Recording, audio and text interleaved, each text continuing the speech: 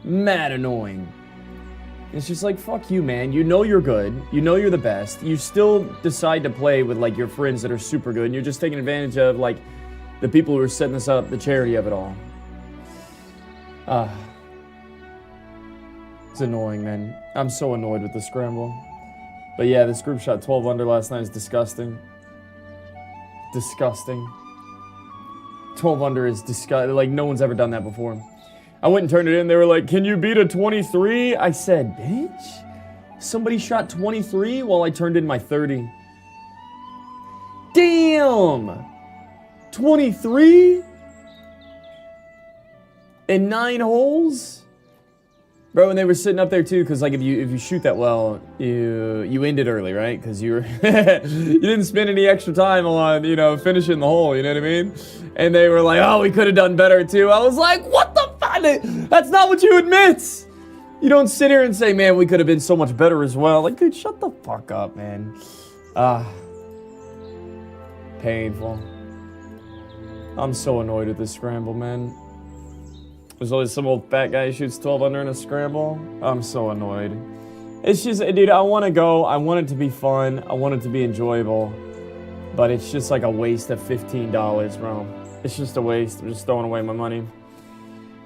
And it's not even fun. And then I play with my old man and like my grandpa and his grandpa's friends and my dad's friends. And everybody's nutting the fuck up. You know what I mean? Everyone's acting like there's $1 million on the line. Oh, it's so fucking annoying.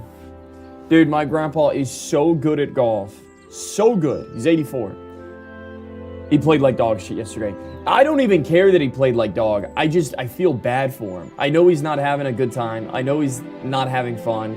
He knows he's playing like dog shit. He literally never plays like this unless we're in a scramble. You know what I mean? And it's just unfortunate, dude. It's too bad. And my old man wants it so bad.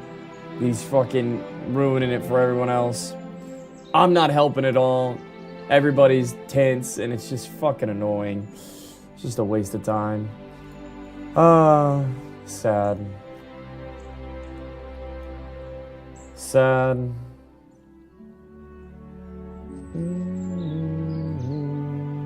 Did you tell Grandpa about your 99 fire making, though?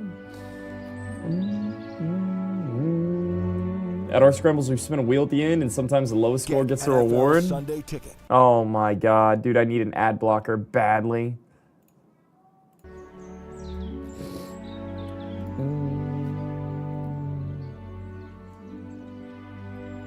Badly need an ad blocker.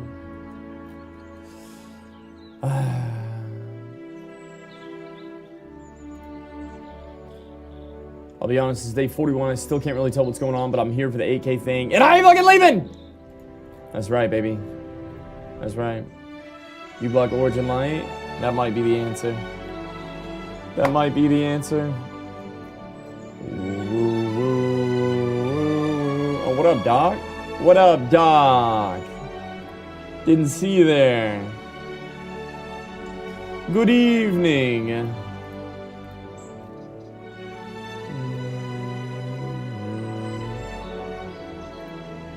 Congrats on the kill, Guzu, Bankai. Oh, Guzu's doing things.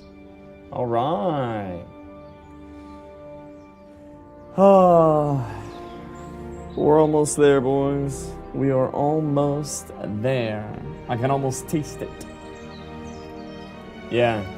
Yeah, dude. Honestly, Scramble was pretty disappointing last night. Hold up, I got it down to 0 energy. I think we put in too many. Yeah, it's too bad that the scramble was disappointing, man. It's too bad. I really want to start some bossing for gear. Dude, I don't know when I'm going to start bossing. I haven't even got any gear. Evening? Good evening. It felt right. It felt like the proper greeting. Can't you use golf handicaps to make the scrambles fair? So it's just a free-for-all. I don't know, man. Okay, so you know what really annoyed me? There's this old guy. He's 64, by the way. Whenever you're 65, you can play from the gold tees, which means you get to play like 50 yards further. You get to tee off 50 yards further than everybody else. And I made a joke. I was like, hey, you're not on the gold tees yet, Billy? He was like, next year? I was like, oh shit. I was like, I was just joking. I didn't think you were actually about to be on the gold tees. And so anyways, we get to this one hole. And I'm like, dude, this is bullshit, you know, the way they do the playoff hole. Because we had an eagle putt on this par 5. I was like, dude, we're going to make some money here. And he's like, oh, the real money maker's the next hole, the playoff hole. I was like, man, I said, Billy, you know it, I know it, we all know it. Number 8 is not the hardest hole out here. He's like, oh, it goes by the rating. I said, dude, fuck the course rating. He's about to turn 65 next year. So he's about to benefit from this playoff hole, starting from number 8. It's not like they go by the scorecard. If you tie on the scorecard, you go 8, 3, 7, 9, 1, 4, 6. Instead of just 9, 8, 7, 6, 5, 4, 3, 2, 1. Like you should.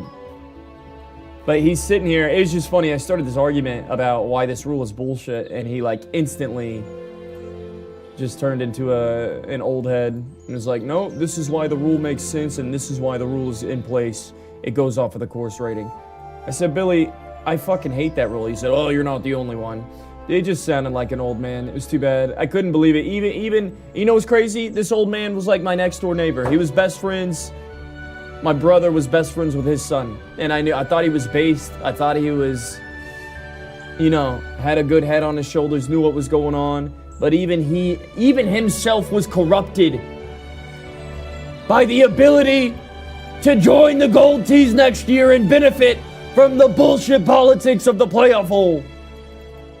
I said, Billy, you know what's bullshit? He said, so does it. You're not the only one that doesn't like it, but it's the way it is. I said, fuck you, Billy. Fuck you, Billy.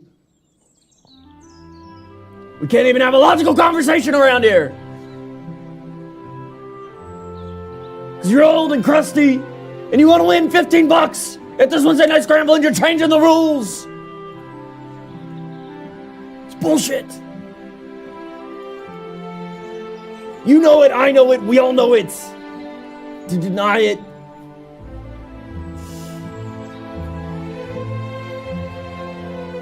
Is to just call me an idiot.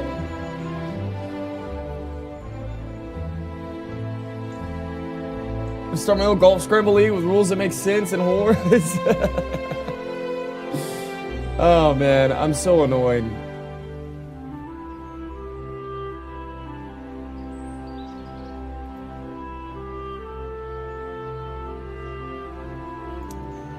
Oh, I'm so annoyed with the scramble.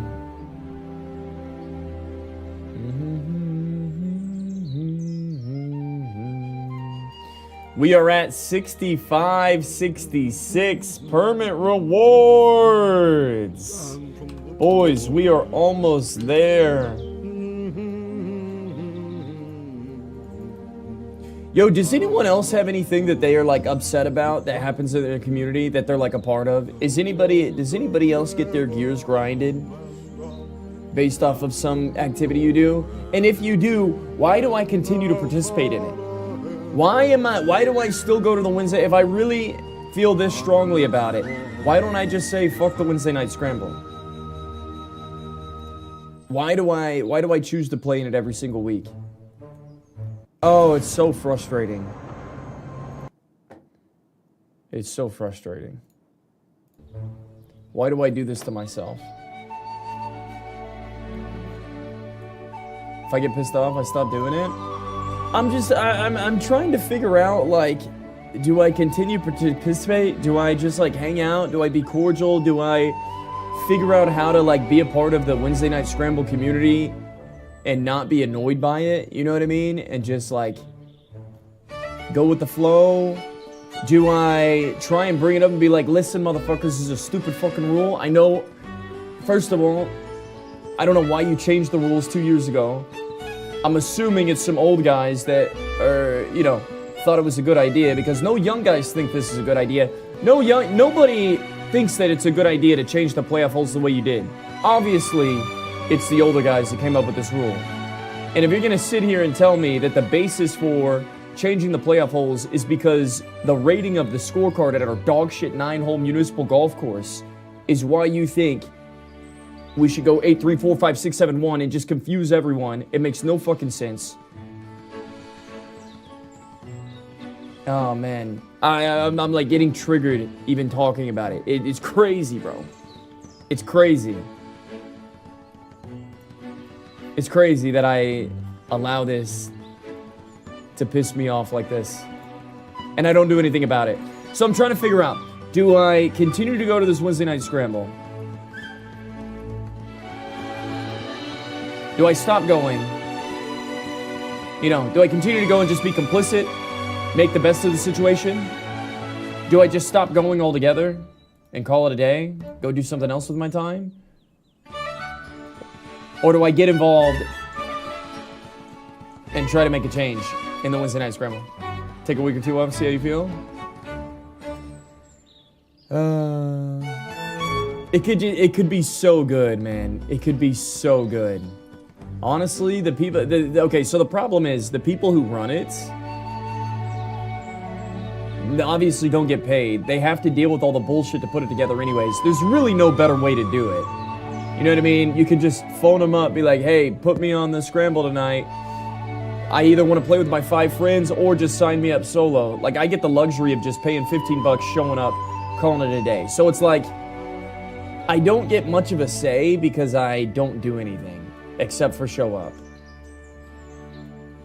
Which, I mean, should be enough reason to be like, hey, motherfuckers, like, you should do it right, or else you're not going to have a scramble anymore. Shouldn't let, you know, all the A players play together and just stack their teams and fuck everybody else over and, you know, change the rules to where the old guys have an advantage and, you know, this, that, and the other. Launch a smear campaign on the scramble leadership and extort them to change the rules. Life's too short to put on people who suck. Might just reassess yourself because you're just hitting plastic balls with metal sticks and it ain't that big of a deal. Gotta spend a night with the grandpops and pops. Seems like not a bad night. I know, man. Well, that's what annoyed me about the whole situation is people just taking it. Oh, man. There's a lot of things that just annoyed the fuck out of me about yesterday's scramble. Because I was playing with my family. My family cares way too much about the fucking scramble. Everyone wants to do good. Everybody's tense. Some group's shooting fucking 12 under. We shot 5 under. No one's having a good time. Oh, man. It's too fucking bad. It's too bad. I had to RSVP to my friend's Halloween party because I'm going on a work trip and she's legitimately upset with me, so fuck that bitch.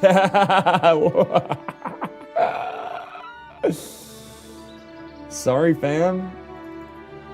F them. F it, we do it live. I'd say if you really feel strongly about it. So you're thinking about not playing because of XYZ and leave the ball in their court. Yeah, honestly, you know, and I think it would be good. I was bringing up the rule change to Billy last night on the green, and I realized really quickly he liked the rule. And I didn't really confront him about it. I kind of just like, I let him know I didn't like it, and I said it was bullshit. And he was like, well, you're not the only one that doesn't like it. I was like, yeah, motherfucker, because it's a stupid fucking rule. But I kind of just left it at that. I wish I would have like dug a little bit deeper. Once I realized he was like, yeah, that's the rules. I should have been like, Billy, you know what's bullshit, I know what's bullshit. I didn't say that. It kind of just stopped right there. You know what I mean? But I should have been like, no, it's bullshit because you tee off 80 yards in front of the regular tee box. So now you have a straight shot and it's not a dog leg right. It's not a difficult hole anymore because you're literally teeing off 80 yards closer to the green and you have a 20-yard chip shot for eagle, whereas everybody on the regular tees is lucky if we got a fucking 100-yard approach in the middle of the fairway. And the old guys get a fucking 20-yard chip shot. We're lucky if we got a 100-yard approach.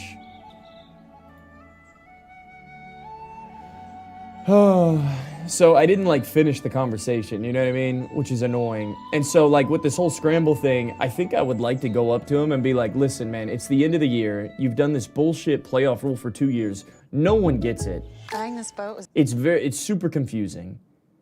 No one knows what the playoff hole structure is. You guys are going off the scorecard rating. It's no one even knows that we're going off the rating. You know, if we tie, you just say this person got first, this person got second. No one fucking understands it. You know what I mean? You should at least, you know, write out the playoff hole order 8, 3, 5, 7, 1 rather than being half drunk looking at the scorecard and going, you know, and they fuck it up half the time. You know what I mean? And it's different some nights and not different the other nights.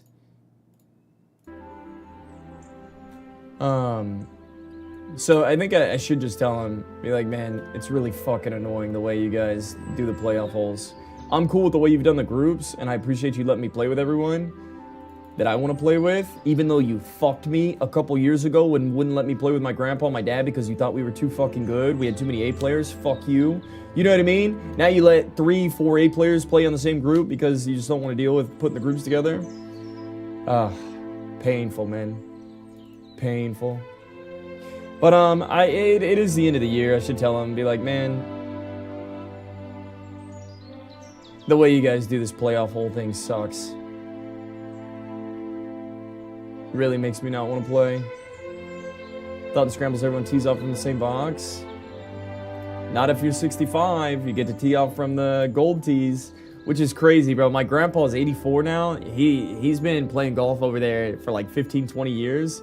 And it's this shit 9-hole golf course. It makes... Listen, guys. You have to understand, this is not a norm... This is like a... It's not a clubhouse. It's not some big badass golf course. It's a city. It's owned by the city. It's a dog shit golf course. And these old men that either work there or play there 3, 4, 5 times a week have artificially created their own tee boxes. And they put their tee markers where the women's tee boxes are. 10 years ago. This happened 10 years ago. They just randomly came up with the gold tees. We're going to come up with the gold standard. If you're 70 years old, you get to hit from the gold tees. And we're going to put you on the women's tee box. And then they lowered it to 65. Or no, it used to be 60. No. It used to be 60. And then the peckerhead that, you know, went from 60 to 65 5 years later, he said, oh, you know what? It's too easy. We're going to raise it to 65. So they've artificially...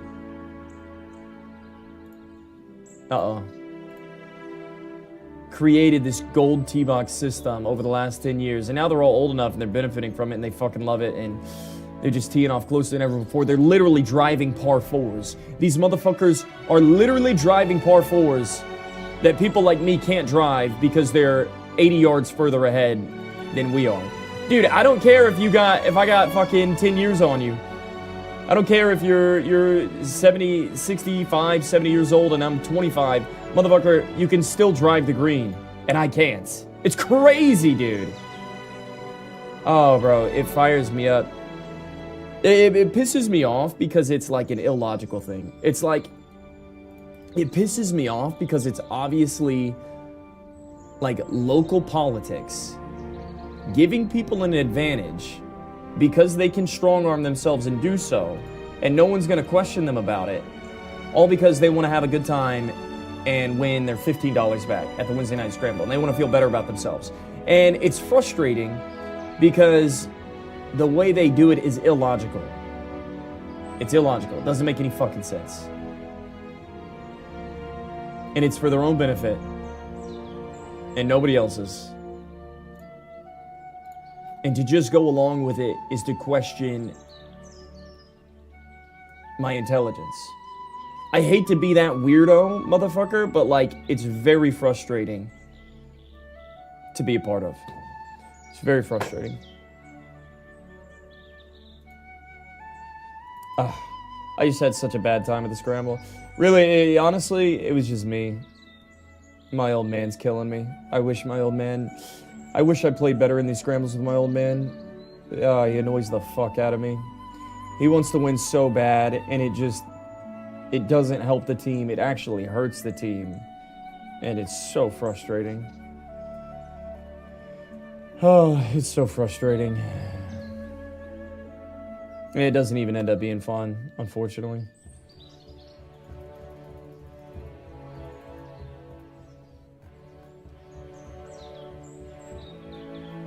Checks out, even Trump needed a handicap.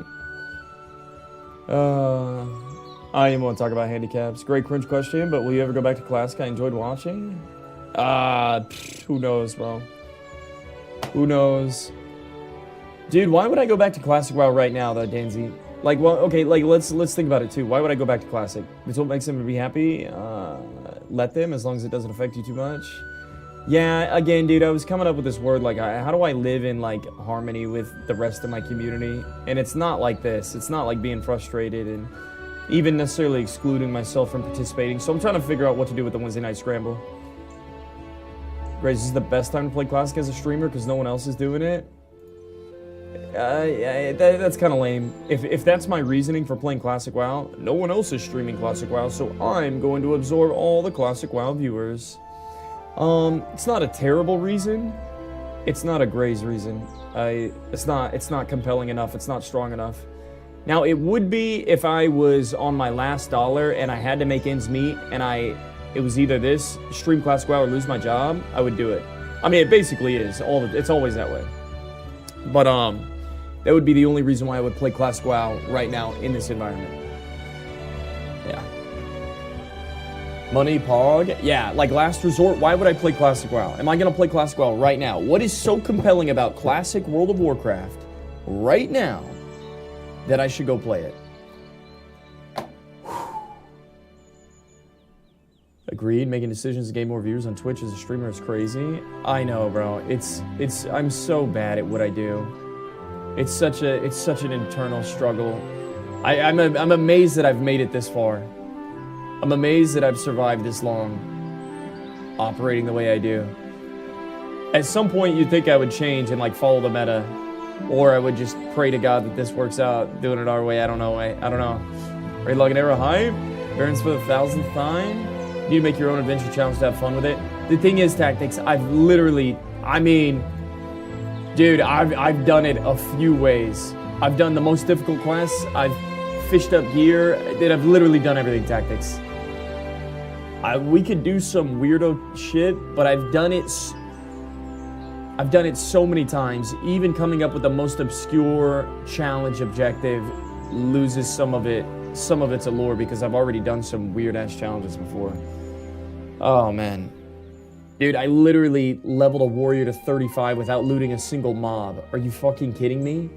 I've done the most difficult quests, all the red quests while leveling a one-life character. Brother, I've leveled characters where I can only equip gear from fishing boxes.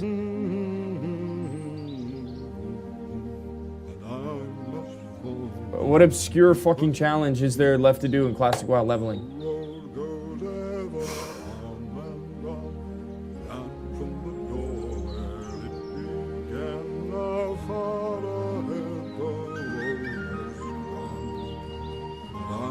I will say it was hype yesterday doing Monkey Madness 1 and the Dragons the day before. It was dope. Oh, hell yeah. That's good comms. That's good comms. Start later every day. Kathleen! Don't remind me. Odin WoW would give me as much excitement as Monkey Madness yesterday. Monkey Madness was hype yesterday.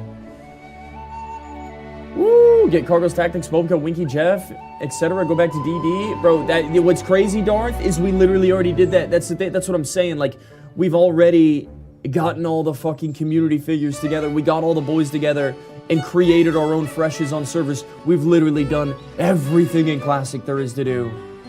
What else am I supposed to do in Classic? That's crazy, Darth. That's crazy you'd come in here for the millionth time on a bitch-ass account saying some stupid shit. Mr. Llama? Oh yeah, we know Mr. Llama. Yeah, I do a 2-pull in VRD, have an hour after thinking 60. That's crazy. Level 1 gear only? Oh. One-hit challenge was ass. We did do one-hit challenge. If WoW doesn't release TBC Hardcore, would you be up for doing another? Yeah, I would, Tactics. I would. That's like the only thing. Dude, I don't even want to play regular TBC. I'd be down. Yes. 100%.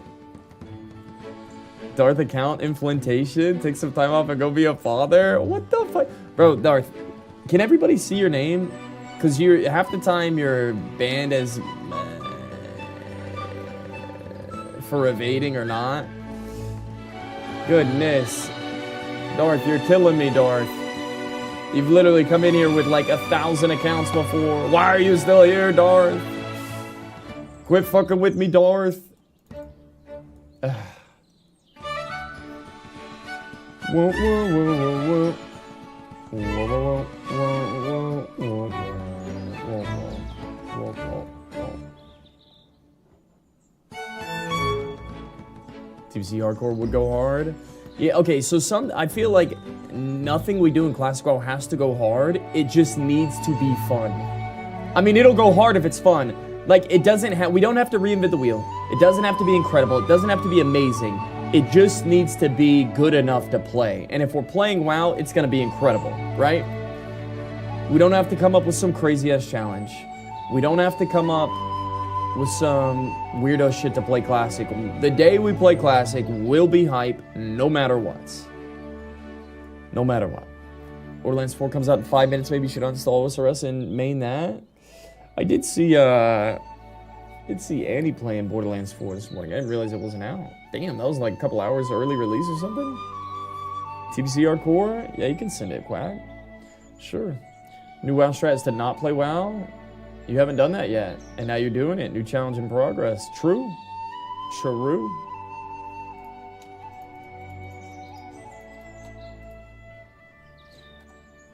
My favorite Tarkov DayZ stream has been streaming Counter-Strike, but I ain't going there. Tell them to play my games. It's okay. There's so much fun things you can do, explore, and learn at OSRS. Why go back to WoW doing the same shit with a different painting? I'm down to play Classic. I need a reason. I need a compelling reason. Not even compelling. I need a reason to play Classic. I'm not just gonna go play Classic WoW. I'm raiding for the first time in Hardcore, and I'm loving it. I'm surprised you haven't been able to find a group to play with and enjoy all your connections. True Blue, I just feel like that's like the most tone-deaf thing you could say in the chat. Like True Blue, you fuck with me, you've been here for a minute, you know what I like, you know what I dislike, brother. I've played day in, day out. What do you mean you can't believe that I haven't enjoyed hardcore raiding? Congrats. I'm glad you found incredible excitement in hardcore raiding. But it's crazy that you can't believe that I haven't figured that out yet. That's why I'm surprised it hasn't clicked for you. That's crazy.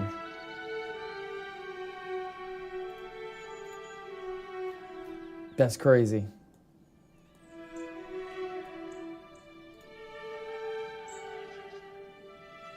Clicked a month ago for me. I don't think it's gonna be clicking, man. That's crazy, Cobbs.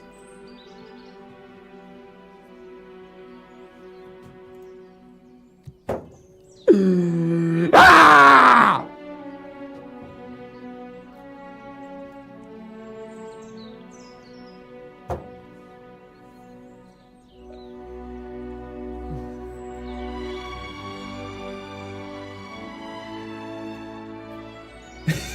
Who said that shit?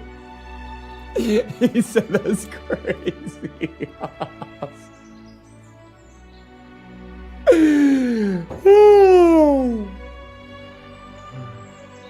Oh man.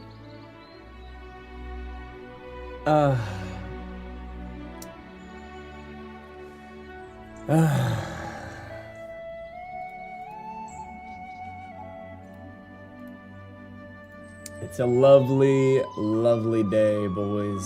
Oh, Thursday. It's a holiday. Yeah, man. In all honesty, I was pretty annoyed about this ground last night. Oh.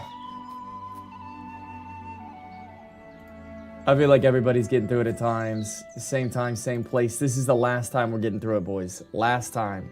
I vow to never put myself in a month-long grind ever again. I will not grind a 99 again. Straight. For at least a month. For at least a month.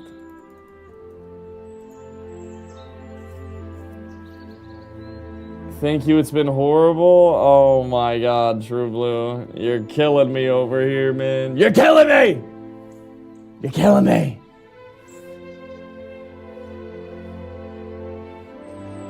Woo, woo, woo, woo, woo, woo. So 99 wood cutting after this, correct? I think I am gonna do like, I think I'm gonna do some 24-hour bangers. I think I'm gonna do some 24 bangers. 99 fishing is honest work. Ooh, it's good comms, man. It's good. Day when you were hyped, I knew you had no idea. You thought Timp was gonna be like Winter Todd. I did. I did think this shit was gonna be a breeze. I did think there's some beauty in it, to be honest. To come full circle and see myself hit a wall in Tempras and question my entire lifetime, you know, my decisions leading up to this point and what I'm gonna do to survive the pain that exists in Tempras, grinding 99 fishing today, tomorrow, the next day, and the next day, and the next day, and it seems like it's never gonna end.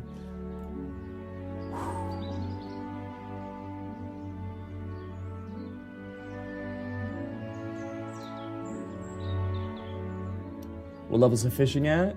If you're on desktop, you can see my stats on the left side with a Twitch plugin. I'm at 94. I'm almost 95 fishing, brother. Even prayer flicking the boss I saw? Was I prayer flicking? I didn't even know I was prayer flicking the boss. I definitely didn't intend to prayer flick the boss if I was. I don't know what the hell I was doing in Monkey Madness. We survived though. We still got our hardcore status. Dude, that was cool, man. Bro, that one, maybe I didn't know what to expect with Monkey Madness yesterday. Like, Monkey Madness 1 felt like the Oni quest chain. Yo, chat, what's a quest equivalent in World of Warcraft to Monkey Madness yesterday? It felt like Oni quest chain for Ally.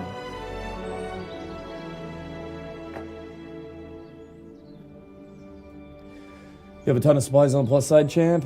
Yeah, man. You can grind Dragon Defender so you get more XP per hour at grab.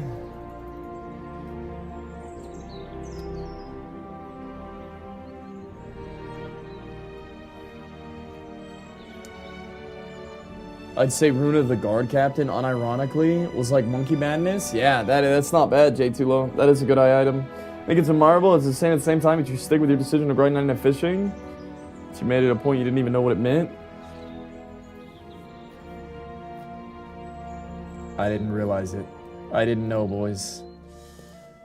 Just imagine what this 99 really represents. It represents determination, perseverance in the face of adversity. It represents a growth of yourself as a person and as a content creator. I swear to God, Chernobyl, I'm about to start banning everyone today, man. It's just one of them days. It shows that while there may be flaws, they can be overcome and you can push through the hardest of times and come out on the other end harder, faster, stronger. A little bit stronger than last week, last month, last year. Are you patronizing me? Don't you play games with me, Chernobyl. I have a crippling sugar addiction and I haven't had any soda this morning!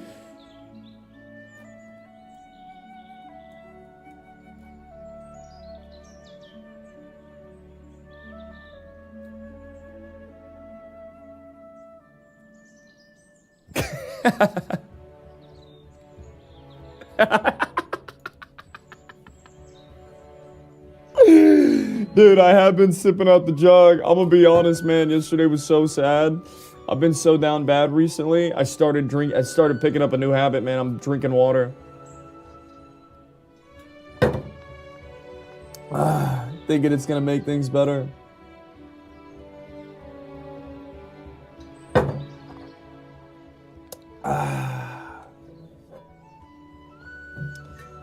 If you quit after this 99, then it really means nothing and you wasted a month. I don't know what's gonna happen. But if we quit, dude, if we quit OSRS after getting 99 fishing, 99 cooking, 99 fire making, and we didn't play the game, I may as well quit streaming. It might happen. I don't know what's gonna happen.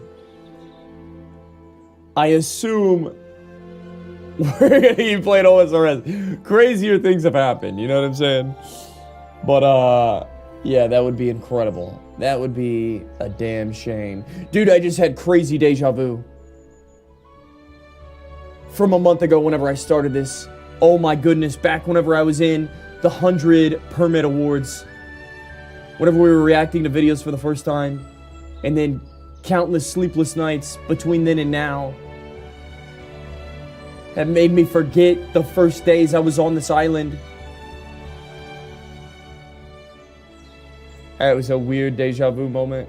It doesn't even look like when I first got here. Whenever I was here a month ago, the memory I just had was completely different than how I see Temperos now. It used to be like the land of opportunity. I felt more innocent at the time. As if I could conquer the world. I'd just gotten 99 fire making.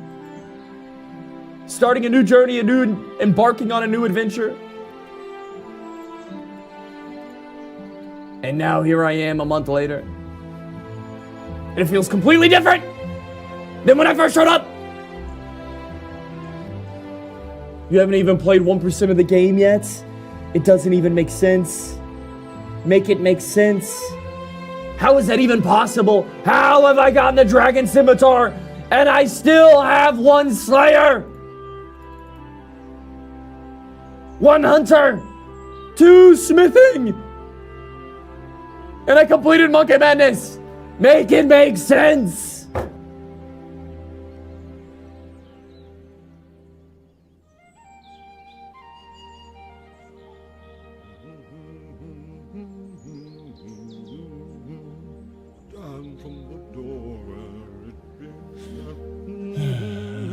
Getting 399s and quitting would be Vini, Vidi, Vici. I came, I saw, I conquered.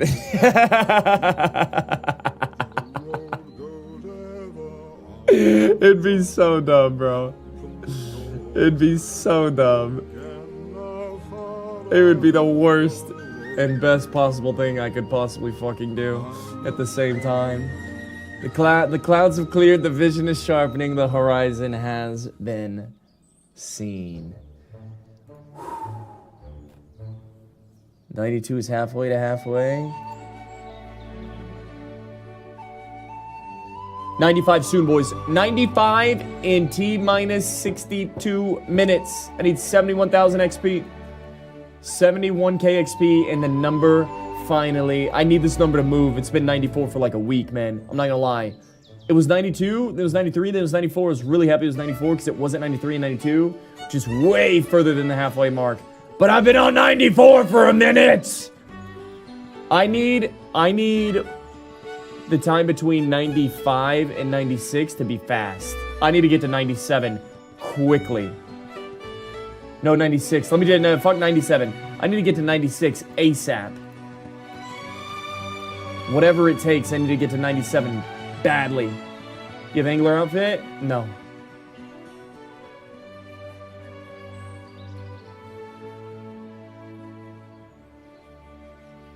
Do Knight Sword, you have 30 smithing. I don't want 30 smithing. I like my 2 smithing. Off stream, try mass groups, only shooting raw fish, see how much XP it gives. We could try it right now. After 8k, are you gonna AFK off stream? Probably. Probably. Bro, I'm gonna be honest, bro. This minigame is breaking me. Break their bones. Oh, I do have the angler outfit. Yeah. Why am I wearing the graceful set? I wore the graceful set all night! Fuck!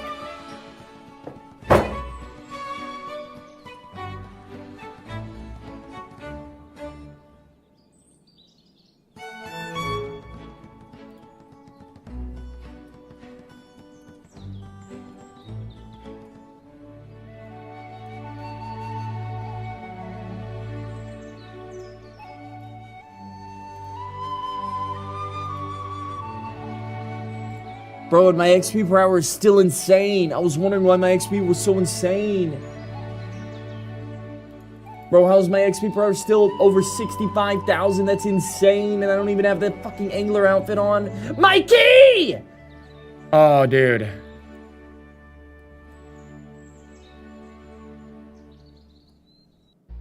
Picture this. I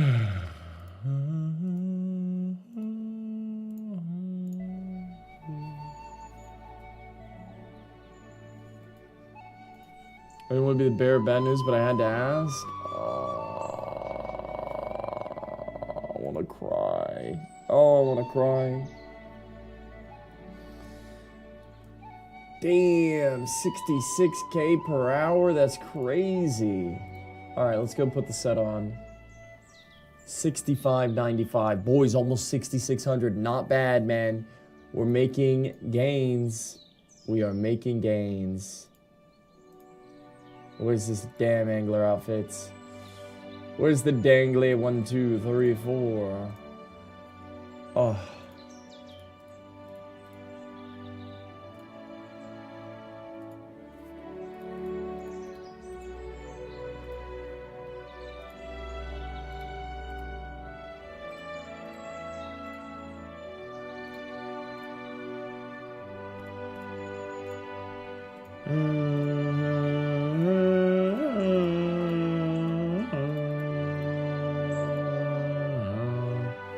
Are you bored of WoW?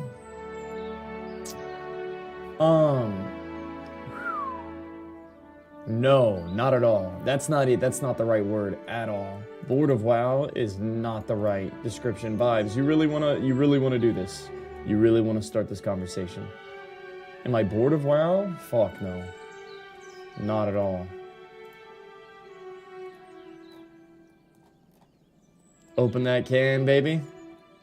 Open that can, he says.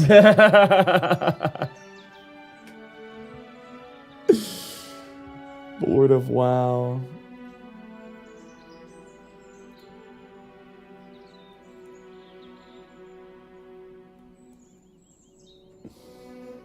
Married to the game. Married to the... I do feel like I divorced WoW recently. You know what I feel like? I feel like I divorced WoW, but me and WoW still meet, you know, once a month to swap our kids. You know what I'm saying? Like, we're still friends, we're still cool, but I definitely got a divorce. I got a divorce with that bitch. Yes, I did. Yes, I did. Am I bored of WoW?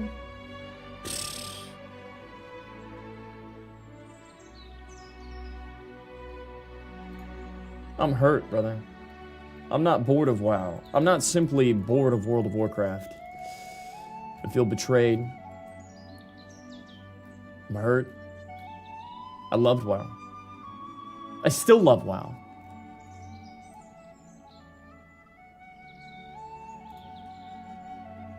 I still love WoW. But sometimes people grow apart. I can change. We can fix things. Just like the scramble rules, we can fix her. I don't think we can fix her, man. I wish it didn't have to be this way. I wish it, honestly, I wish it could be any other way. But here we are. Am I bored of WoW? I've loved WoW all my life. I loved WoW since the first day I met her. Oh my God. Are you kidding me? There's nothing more I want in this life than for WoW to live happily ever after. I want the best for WoW. But you gotta understand.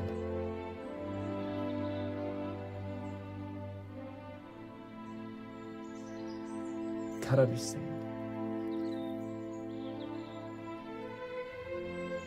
She's gone, and I don't know if she's ever coming back. WoW's for the streets.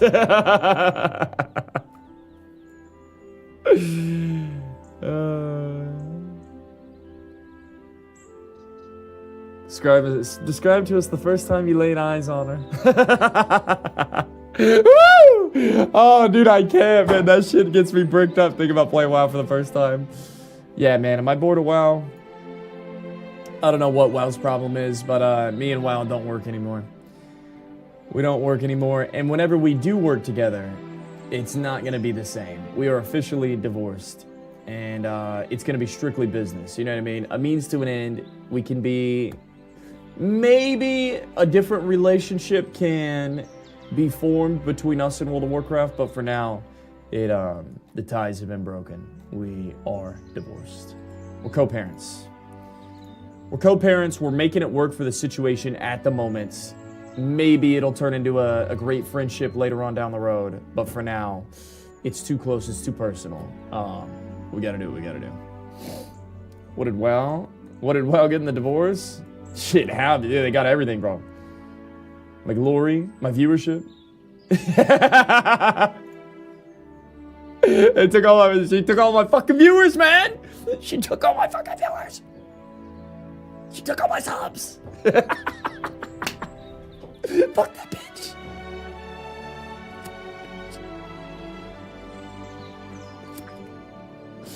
But I'm still mad.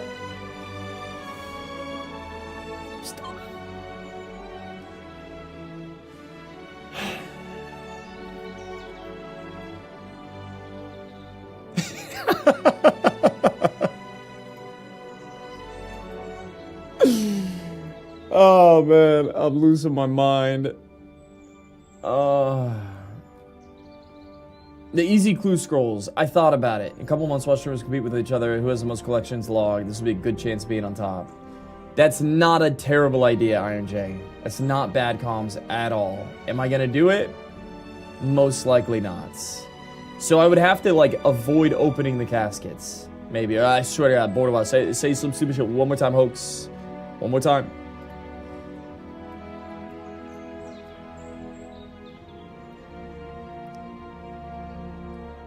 Oh my goodness.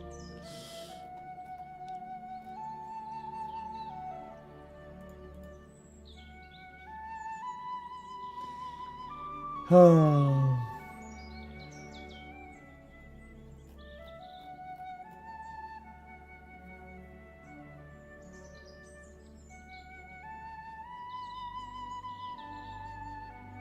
Bandos page 4 from Medium Scroll. Let's go. Sounds incredible. It sounds incredible. Oh, those are amazing comms. String it out. Okay, how long does it take to complete an easy clue scroll, boys, that I get out of these caskets? Iron Jeb is trying to convince us to do these easy clue scrolls because in a couple months, we're going to get collections log that you can only get from clue scrolls, and people are going to be clue scroll farming. 5 minutes max? Way too long? If you buy law runes beforehand, 5 to 10 minutes per. That's not terrible. What if we don't open any of the caskets and we go on a clue casket farm? Yo. Honestly, I mean, there's a 1 in 20 chance to pull a casket. I'm probably going to end up with like, I don't know, 500 caskets. Maybe not that many. 300 caskets. And just hold the caskets, and whenever I'm ready to farm all the clue scrolls, I do the clue scrolls while I open the caskets.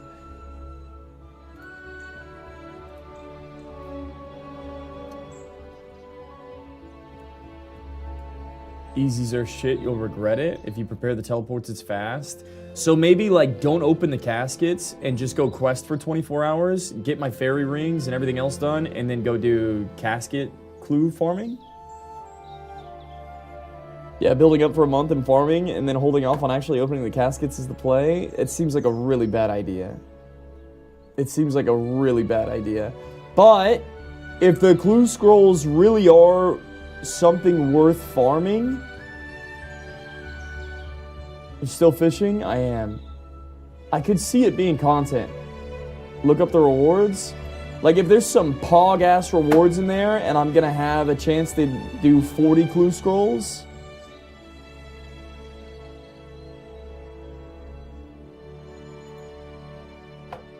Check the drop rates. All right, it could be an angle.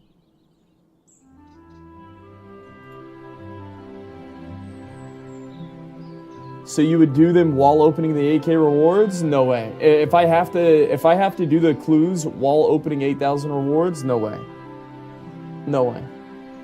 I'm just not gonna open the caskets, and I'll just do a casket stream another day. Then it's no option? Nah, that's fucking stupid. No, I can't do it. So I get the clue scroll whenever the casket enters my inventory, not when I open up the casket.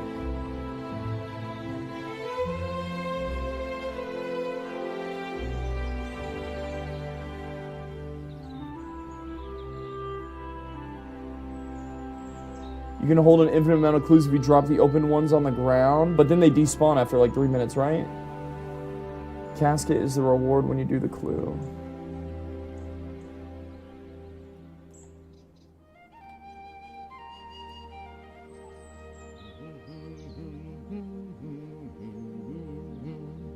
Down from the door where it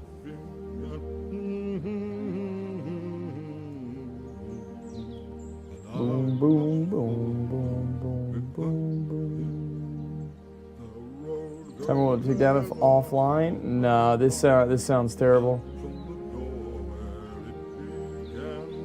All right, let me take a break from Timprus and look at this wiki here in a second. So these are the rewards we can get. Damn. Hang on, it actually looks like I can get some rare stuff from Easy Clues Willow combo. Does this go crazy or what?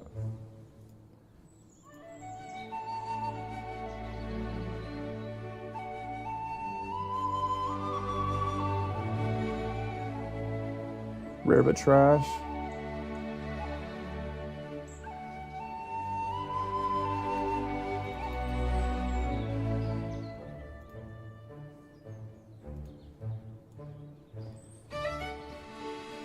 Wiki Ranger boots. These are my Bis boots, right? And they come from Easy Clue Scrolls.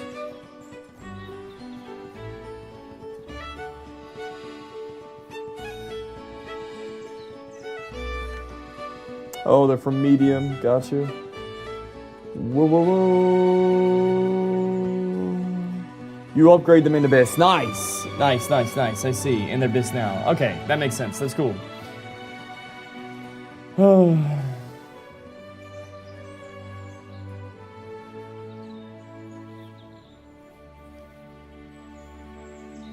Alright, let me make sure. Damn, bro, my XP per hour is crazy. 67,000? Bro, and I'm not even trying. Am I just, like, catching fish faster because my fishing skill's higher? Bro, I feel like my fishing efficiency got better while I was 94 fishing. Not even from 93 to 94. I'm talking, like, from beginning of 94 to the end of 94. I think that my fishing skill has affected my XP per hour, because my XP per hour is crazy right now. Yeah, efficiency, exactly.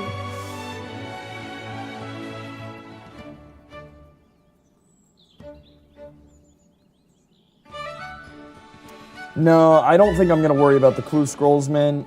Unless the clue scrolls come out of the casket and I can just hold on to the caskets. But it doesn't sound like that's the case.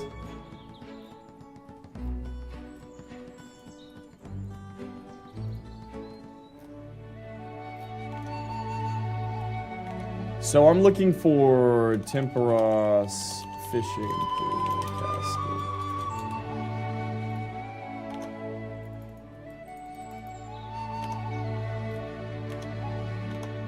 So this doesn't have a clue scroll. Oh, it does.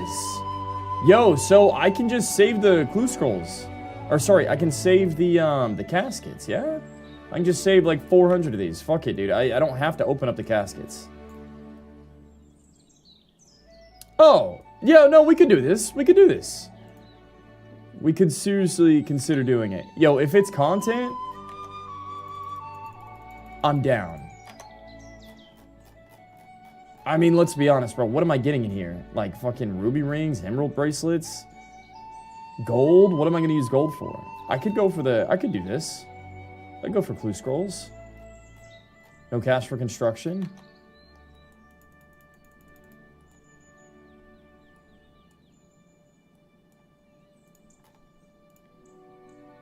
Okay, 400 caskets, and I do a clue scroll day. Let's see, 25, 10, 15. It's only like, honestly, it's like 20 clue scrolls. How long would it take to do 20 easy clue scrolls? 5 to 10 minutes each? Bro, 4 hours? Fuck it, dude. What's 4 hours? 4 hours of completing clue scrolls?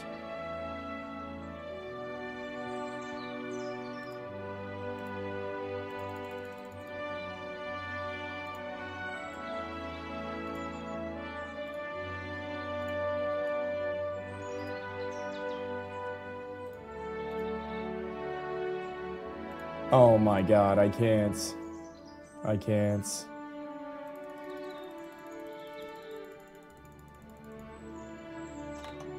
Spend over a month on stream farming 8K permits for hype opening. Hey guys, when do I delay opening and run around the world for another week?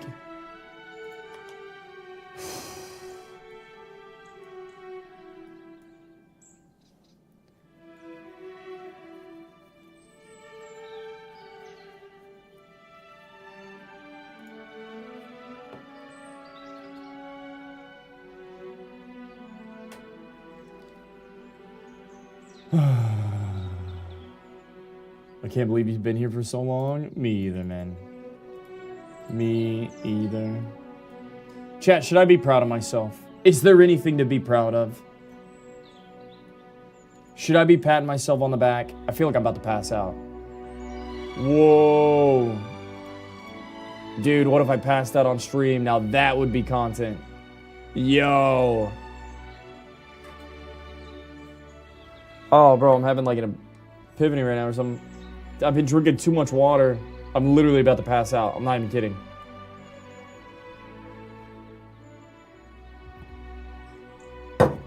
That'd be insane.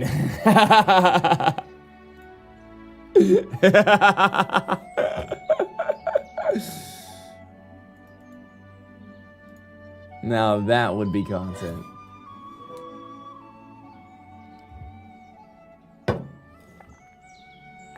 After blasting 99 cooking, you might have the most XP of all the WoW streamers. So I was looking at all the XP. Showback has like 40 million. Sardako has 26 million. Savix has like 20. And I have 27. I don't think we're catching Showback.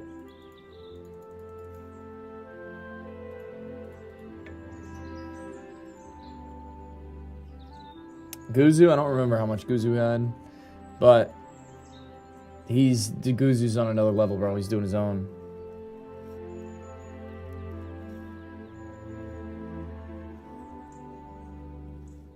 $399 is 39 million. True, I didn't even think about it like that. You're so right. Of course it is. $399 is 39 million. Ew. What did I say? That's what Showback has right now. That's disgusting. Damn, bro. How does he have 40 million? That's fucking crazy.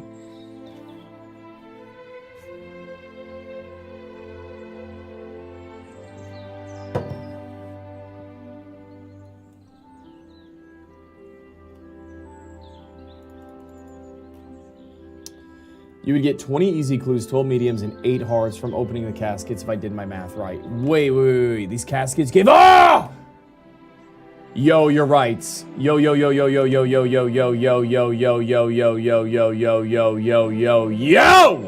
I didn't realize I was gonna get medium and hard clues as well. Chat. Fuck it. Dude, everyone's been telling me I would like clue scrolls. Everyone's been telling me. Listen, man. I didn't know I could get 3. Everyone's been telling me I would enjoy this. I would like it. It's good rewards. It's insane. It's RNGesus, it's Poggers in the chat, you know what I'm saying? I thought I was just getting easy clues. I didn't realize I could get a medium and a hard clue as well. Whoa.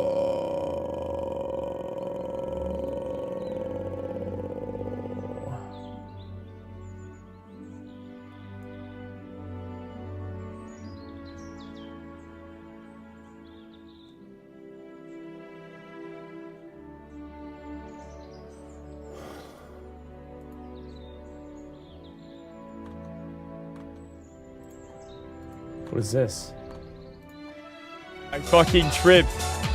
My cat ran out in the hallway. I tripped on its throw up, slipped, hit my head, passed out, fell asleep, and then woke up and realized the stream-a-thon was still going. What the fuck? Wait. Was that? I think that was whenever Nikki was at Disney, wasn't it?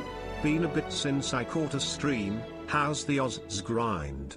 Yo, Das, come through. How's the OSRS grind? Brother, I'm grinding, man. I'm grinding. How's the grind? It's grinding the shit out of me, bro. It's grinding me. Woo! All day, all night long, man.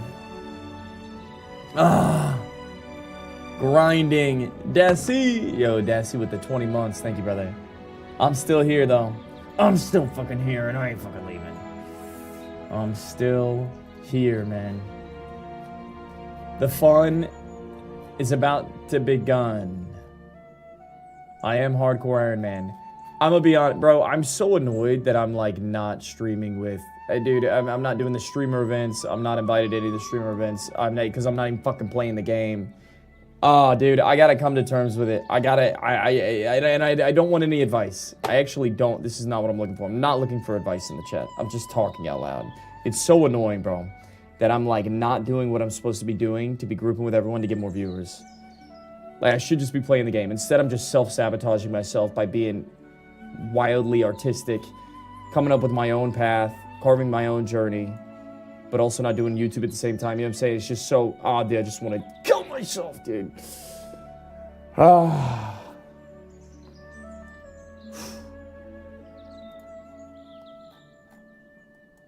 Self-sabotage? I'm used to it. Oh.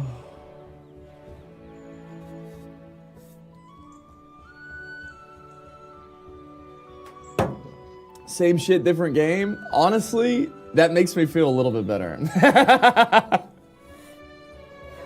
The Tim Pussy's too good, man.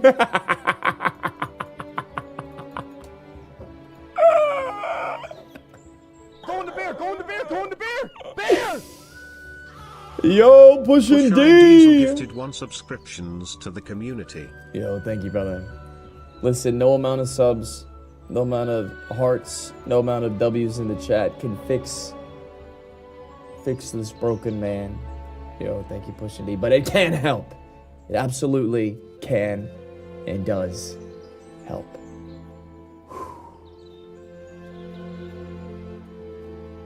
Yo, thanks, man. I appreciate the gifting. Some real FK walking into the well room vibes in this 99 farm. Dude, I can't believe what we've done in WoW. I've done up to this point. Anyways, yeah, I'm just talking out loud. Self-sabotage. I've been playing this game 17 years and never had more than 500 permits. Wow. Impressive.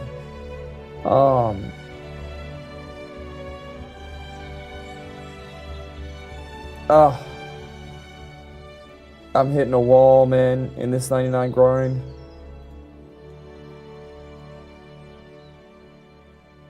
I'm hitting a wall. I saw a few watch streamers doing the Huey and Najee legit laughed out loud. Oh, bro. Dude, so apparently, listen, man. Would it be poggers to keep my hardcore status to be the last hardcore standing? Would it be poggers? I mean, that means that I'm probably not doing some content. I don't know how important the hardcore status is. I don't want to hear the regurgitated fucking take that everybody else has. Don't give it back to me. Hardcore's really holding you back as a new player. You don't get to play content. You don't get to play the game. It sounds like some motherfuckers without hardcore status. You know what I'm saying? Is hardcore status something I should hold on to? Is it poggers or not?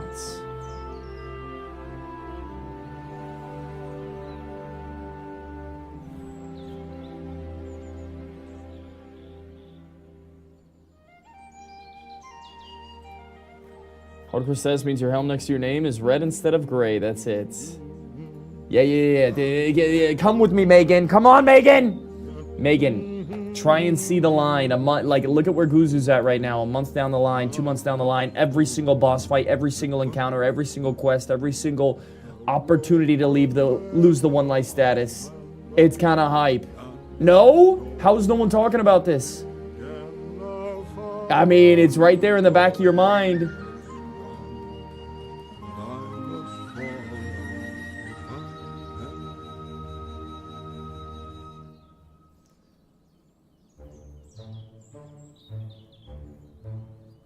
The goal is quest cape. Once past that, you're for sure held back. As the big boy thinks, is to kill you if you're... Oh, yeah, that makes sense. That makes sense. Yo, improved. That's where hardcore status ends, is if you get quest cape with hardcore. Keep hardcore, if you die, you die. Yeah, it's good for learning the game, otherwise you're an actional slave.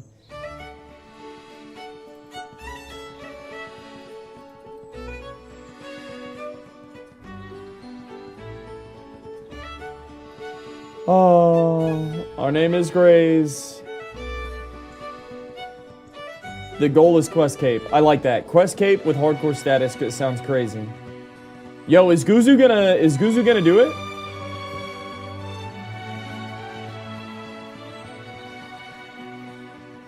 Is Guzu gonna get quest cape with hardcore status, you think?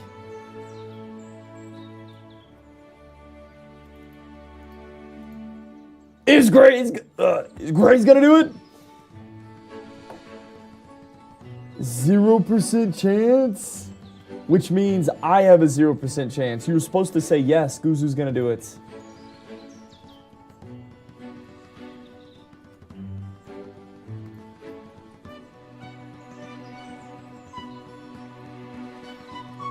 Hey, look, it's the Temperless guy. What up, Pokey? Song of the Elves' final boss. Should one-shot him without knowledge. Damn. Well, he's definitely gonna take a bathroom break before Song of the Elves' final part, right?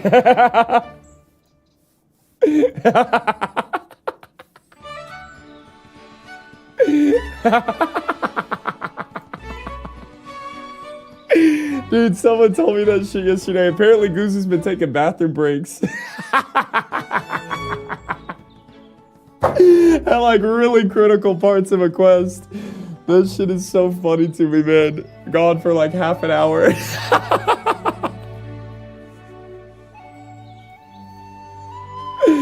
It's so funny. Oh, man.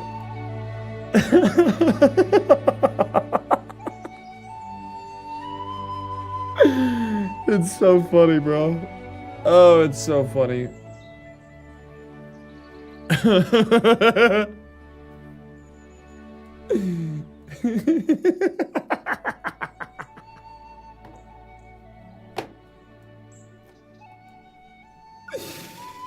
Oh, man. Goosey sometimes just predicts mechanics. There's no way it's legit. Oh, that's so fucking funny. Oh, man. Ooh.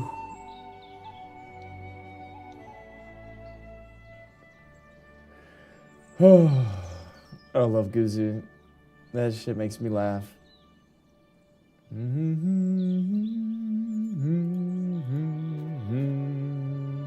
So it is possible, is what I'm hearing. If you approach a quest like Monkey Madness, 0% chance. If you prepare well, watch guides, and overlevel, you have a chance. Okay. Yeah, I should have died at Monkey Madness yesterday, no? What do you guys think? I didn't know what the hell was going on. I should have died multiple times at Monkey Madness. The wall goes who sleeps. Yeah, dude, the wall goes who sleeps meme goes hard.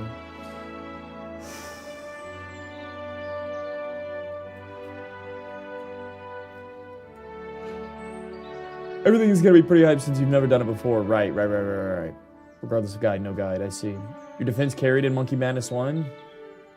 Monkey Madness is cake compared to what's out there? Well, thank God, because it sounds like I would have just thrown it away yesterday if it wasn't cake.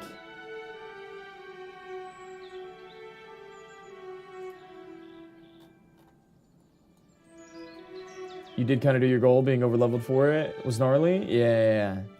Yeah, apparently it carried me.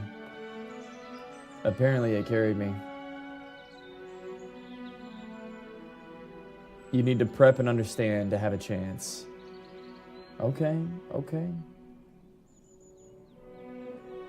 I hope you get the pet from here. Same, dude. I really pray I get the pet. Pet would be poggers, man.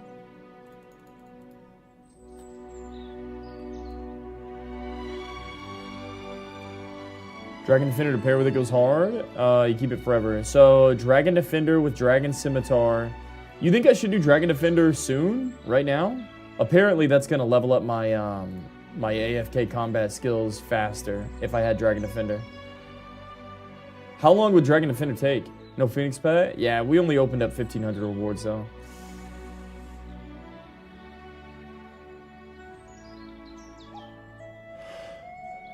4 to 10 hours!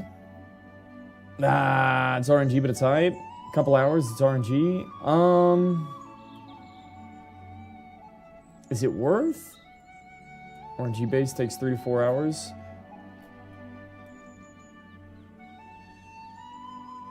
Is it worth getting Dragon Defender before the weekend to AFK farm with it all weekend? Chat?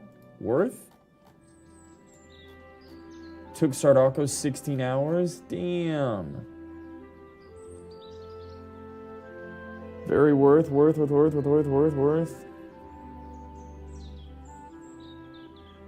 Alright, you guys want to go do Dragon Defender? Huh? Yo, would I be able to do a late night Dragon Defender stream? You think? Colossal Blade from AFK for AFK farming. It's for minigame. Colossal Blade.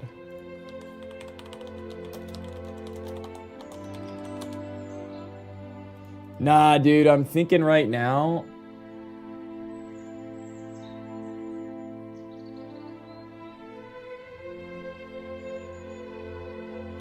I need to do Giants Foundry. Nah, dude, I'm gonna do Iconic Quest later, bro. I'm gonna do Iconic Quest one day at a time. I'm not gonna slow drip them. I need to stop playing the game. I need to finish 99. I'm supposed to have 99 fishing before I start playing the game. That's the whole goal. That's the arc. Because like once I start playing, I play. And we just steamroll. So I gotta quit playing the game. I got Monkey Madness for Dragon Scimitar. And that's it. Yeah, I need a good offhand that's not this necessarily. And that fishing takes another 3 weeks? Nah, dude, if I just put my head down, I think I can get it done. Like right now. Yeah, right now. Just get it done right now. I need AK permits first.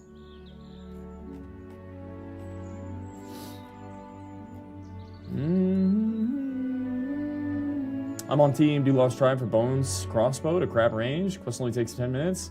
Oh, yeah. Lost Tribe. That's what I want to do. How do I do Lost Tribe? Let's find out.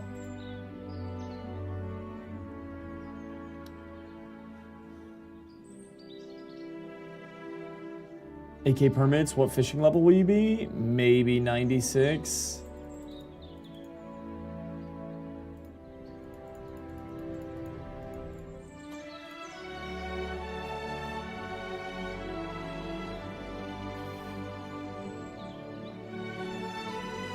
Turning in permits grants fishing XP? It's so insignificant. I mean, yeah, technically it is, but it's pretty insignificant, I would say.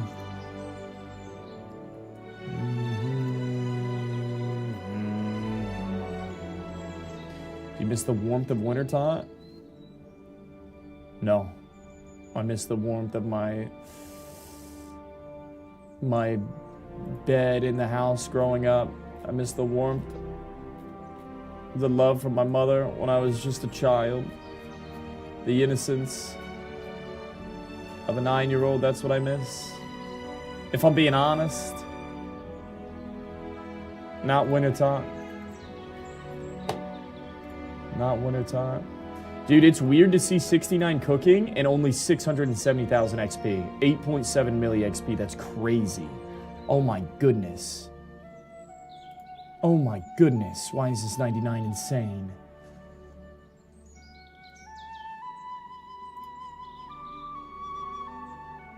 I get 120,000 XP in rewards? Yeah, okay, that's pretty significant.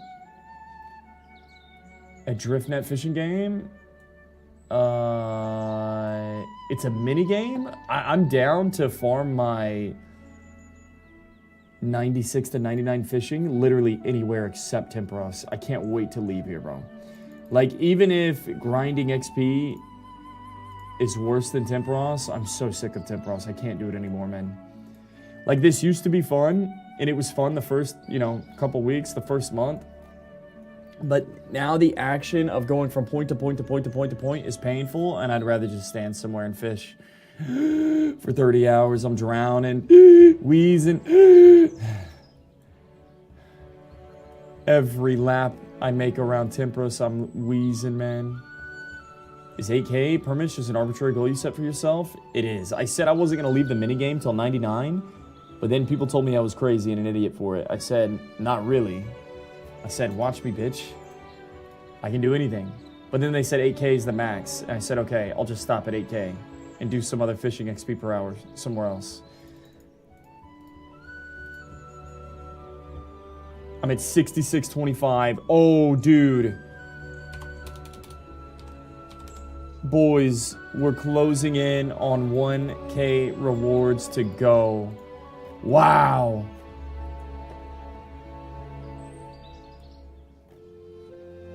Feel like people are only going to hold you to getting 99 fishing? Oh, no, I'm leaving here as soon as possible. Wouldn't really care if you got the 8K or not.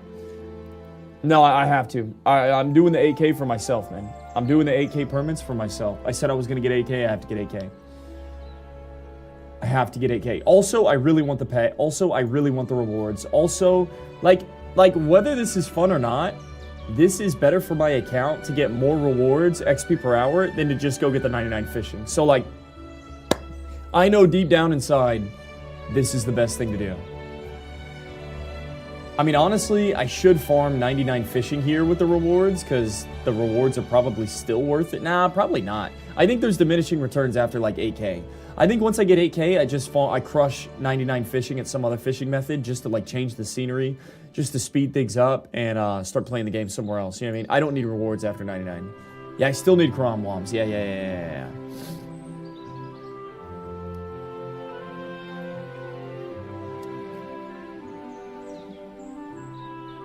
Go 95 fishing and open. Yo, look at how close I am. 31K. That's like 3 rounds. I'm out of here in 3 rounds. How much faster is fishing elsewhere? Well, it's 60,000 per hour here, and apparently it can be like 80 to 100 somewhere else. So that's pretty significant, no?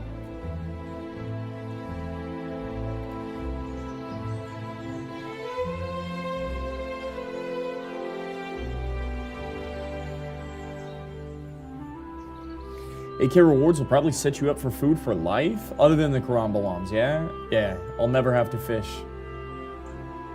I'll never have to scavenge for food anywhere else. Barbarian fishing will go hard for herb lore, caviar and roe to make pots. Oh no, I messed up this round. It's over. It's over, Jevin.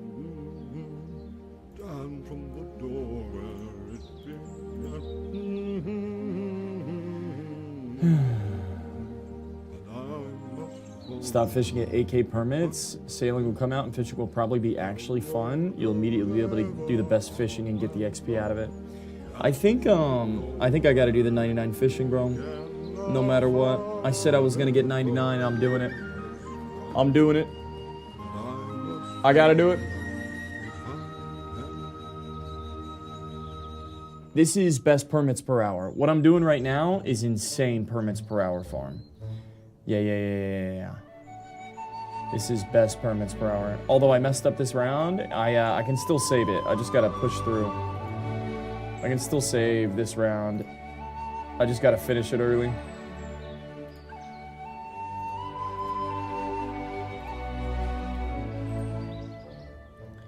We finish this round early. It's still early.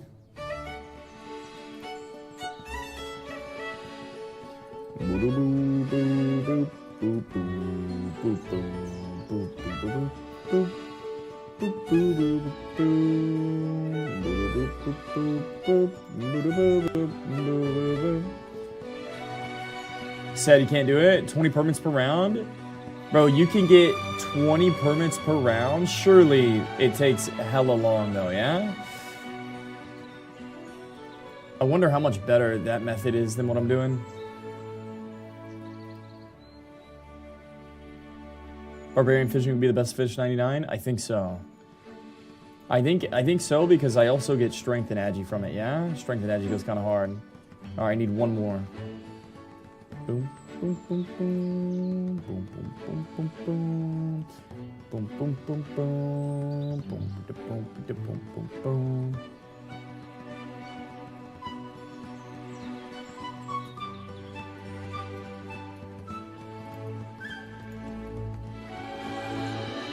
Yeah, I get extra agility, I get extra strength. I think it's worth in the grandness of it all, I think it's worth to do barbarian fishing.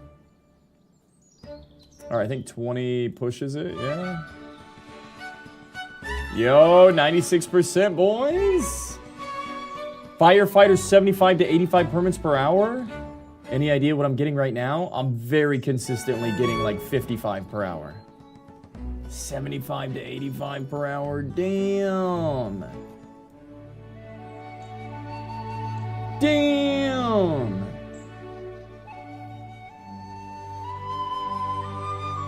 I mean, for the last 1,000, should I do it? How long is it gonna take to get the magic spell to instantly fill up everything? I don't even know.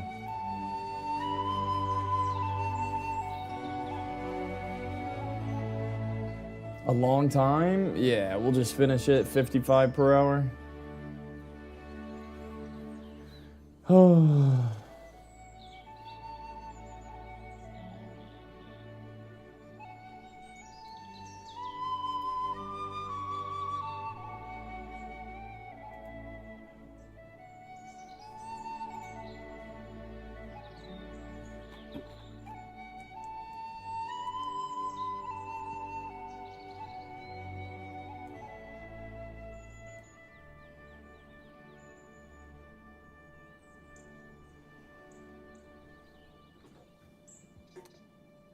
Okay, so barbarian fishing gets like 4 birds stoned together. Ooh, we'll get a few birds stoned. 6631, bro, it's so bad. I'm really digging deep here, man. It's times like these that make me want to throw it all away. When I'm tired, when I'm sad, when I'm burned out, when I'm at a fucking brick wall, this is when I want to throw it all away. It is, bro. 6 and 5, 36, not bad. This is when I want to get 4 birds stoned at once. It's not that bad. It just, oh man, I am so looking. So, yo, is this suck good? Yo, somebody give me some silver lining. This sucks so bad. And because this sucks so bad, it's going to make the other end so much better when we finally get there. A finish! You look so happy during Monkey Madness yesterday. Dude, I was having so much fun playing the game. So much fun playing the game. I can't wait to play. 6 and 536 might be meta? That was kind of crazy. That was kind of crazy. It's a pretty massive chance you get the pet. Shark, there's nothing more I want than to flex and walk around with my Temperos pet while doing a bitch-ass starter quest. Oh, all the clips of me questing are going to be with a Temperos pet. Oh! That gets me fired up right there. The relief from finishing will be goated at least. Yeah, true. You'll get time back later because of this, because of all the food. Yo, chat, so it's been 42 days. I haven't played the game yet. How often do you have to go fish? Like, how often do I have to go farm food during my playthrough? Like, at the beginning of the week, I gotta fish for like 3 or 4 hours, AFK? Damn, is that true? No one's ever edged this hard? You have to fish all the time? Is this truly gonna, like, make my playthrough really good? I do it regularly for Karambawams. Is this truly gonna make, like, everything I do in this game, the tempo at which I operate, more enjoyable because I don't have to spend any time farming food? Is it really gonna be that good? For the Slayer boss grind, you need a shitload? Dude, I'm constantly needing food? Really? For sure? 1,000,000%? Yo, this is what I want to hear. Don't tell me it because it's what I want to hear, but because it's true.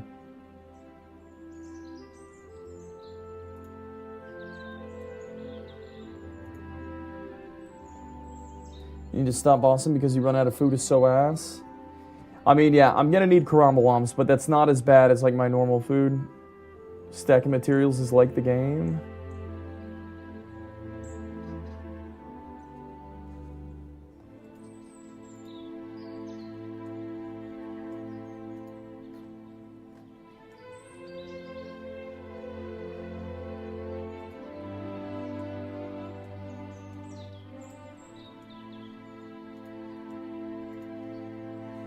Iron Man always need to keep up 3 main things: food, pots, and runes. I see. So that's why considering 99 Guardians of the Rift would go crazy. Although I could never do that to myself. I could never. Not at this point. Stacking up living it. Imagine. I know we're laughing. I know it's a meme. But what if I did? What if I did though? I know it would break me. I know it would make me quit. But what if I did?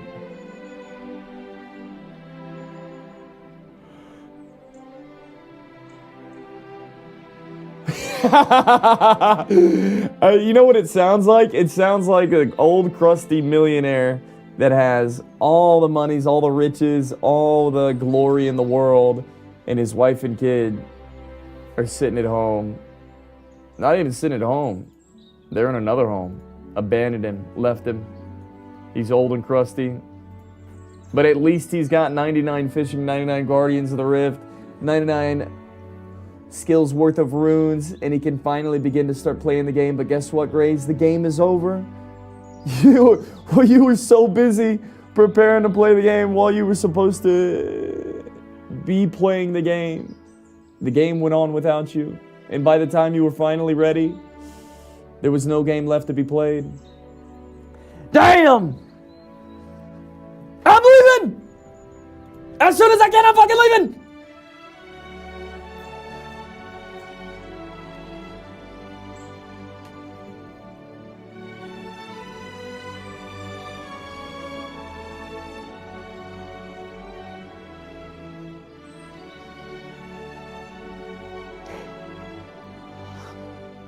You wouldn't get to play the game for another few months? Oh my god. That's a lot of rewards, baby! Put a fish in the other boat's cannon to get the last combat achievement here, and you're done with the temp. Yeah. I will. On the 8K permit run, I'll do it. GOTR is the worst minigame in OSRS. You know what's crazy? A lot of people told me that it was one of the best. A lot of people told me that they loved it. Fishing finally starting to get in his head. Yeah, man, I'm starting to break. I'm starting to break. Opinions very divided on GOTR, yeah. You wake up, it's summer 2005, there's no game. Your brother comes back from Uncle Jed's house and regales a tale of a magical world full of dwarves, gnomes, humans, elves, and orcs. Oh man, that shit makes me want to cry. That shit makes me want to cry. In my life, my existence on this earth, which is kind of sad in a way. Some people may relate to this. Maybe you don't think it's sad. It is what it is. There's before World of Warcraft and after World of Warcraft. That's like how my life works. And before World of Warcraft was only up to 9 years old. And then up to this point, until recently, I really feel like I got a divorce with WoW. There's post-WoW, pre-WoW, post-WoW. Pre-WoW, actually, there's a 3rd chapter that's beginning right now, which is, you guys might think I'm memeing. I'm being 100% serious here.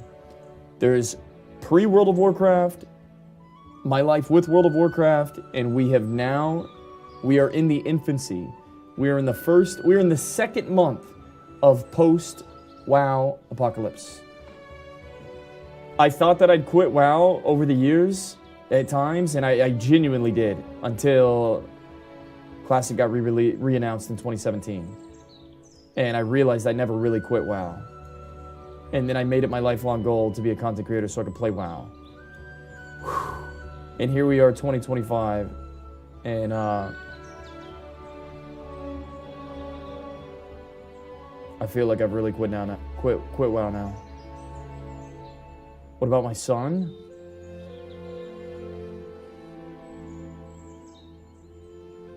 I told you, there's pre-World of Warcraft and post-World of Warcraft, motherfucker. Did I stutter?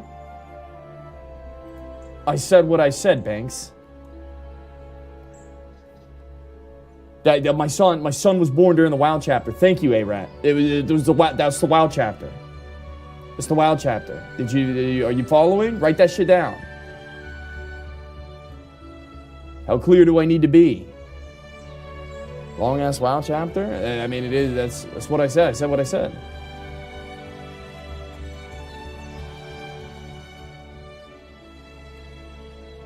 See that 0.1% chance to hit and Blizz announced Classic Plus and a Classic Plus Hardcore and we're all good? Nah. No. Maybe for you, Brent. Maybe for a lot of other people. What I'm talking, the relationship I have with WoW will never be the same. I don't give a fuck about how good Classic Plus is, even if it comes out. It's over. The beast has been slain. The rat race is done. I know the Classic Plus could be infinitely better than Vanilla WoW in 2004, but you won't experience it the way you did when you were a kid. It won't be played the same way. Old school RuneScape for new players isn't played the way old school RuneScape players used to play RuneScape back then. I need to get off this fucking Classic Plus copium hopium train. It's over. It's done. It's done. Oh, this version's pretty good. I didn't say it wasn't good. It just won't be the same. Am I ever gonna mocap again? I am, Poke. As soon as I get into this shed, which is gonna be who knows when. As soon as I get into the shed, I'm going hard with mocap again. I'm realizing I'm never gonna. There's a couple ways I could make it. That was my golden ticket. And it still is. It still could be. But I'm realizing it may not be the traditional way. We level on Druid like he was 9 again in Classic Plus. Yeah. Yeah, let me know if you need anything above. Yeah, absolutely.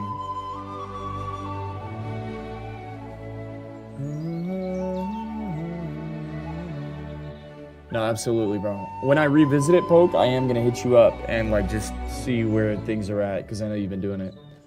Trying to pump out vids, yeah, that'd be live. Mocap stuff is super fun to watch, yeah. I'm gonna play other games with it, man. I'm gonna play WoW with it, and I'm gonna play other games with it, and I think it's gonna go hard.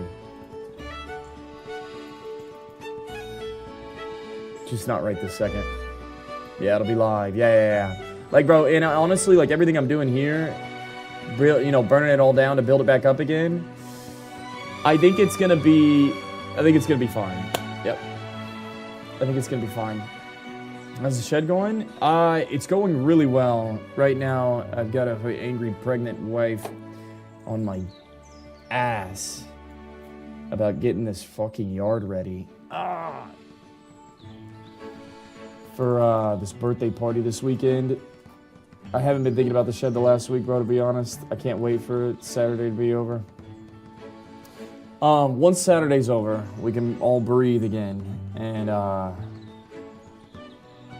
figure out what's going on with the shed. The shed, I need to get the city to connect power to the shed. That's where I'm at. We're close.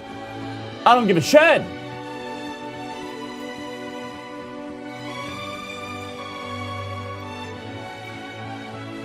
Damn, 11 permits in 11 minutes? Yo, hold that thought. Hold that thought. I'll be 2 seconds. I'll be right back. Imagine being able to build Oh an app my with your god, name dude. on The it ads are just so by thinking bad. about it.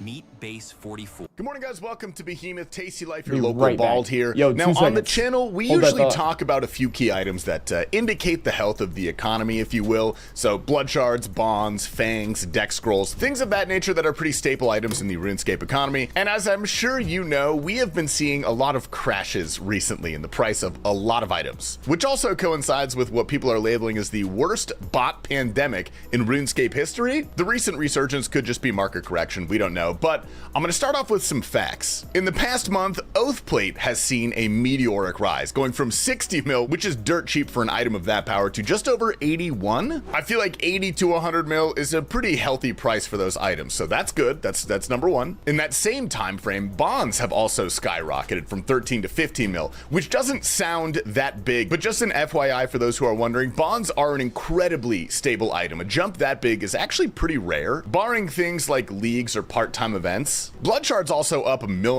which is pretty good. And this one is maybe the most surprising to me, and I have my theories. We're gonna get into those in a second. Dual Makuatls went up almost 50%. So I had to do some digging. Now, as we've learned in the past, Moons and Yama are some of the most botted bosses. Blood Shards too, like that's a very commonly botted item. And it's really interesting that their prices are trending up because there have been rumors of a massive bot ban happening. So I reached out to some of my independent sources. Names will not be revealed for journalistic integrity purposes, obviously, but I talked to 3 separate people who are script writers for bots. 1 ex and 2 current, but not that that matters too much. I think they're all relatively involved in the community. And they have told me that not only are a lot of their current farms getting banned en masse, but new accounts that run those scripts or any similar scripts of those bosses are also having a really hard time botting for any extended period of time. It's much worse for them than it has been in the past. And obviously, I want to take note that it is in their best interest to tell me that their bots aren't working, because then maybe Jagex will think they're doing something right and they can continue botting. So take this with a grain of salt. However, I don't personally think they're lying, because if you look at the correlation of,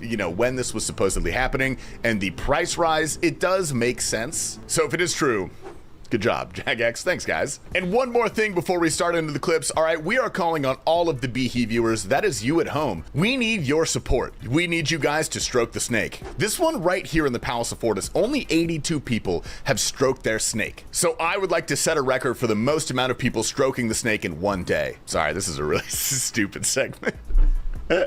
Anyway, with that out of the way, let's jump into the clips. We're starting out with Mutz with some big work for the Grandmaster Group Hardcore.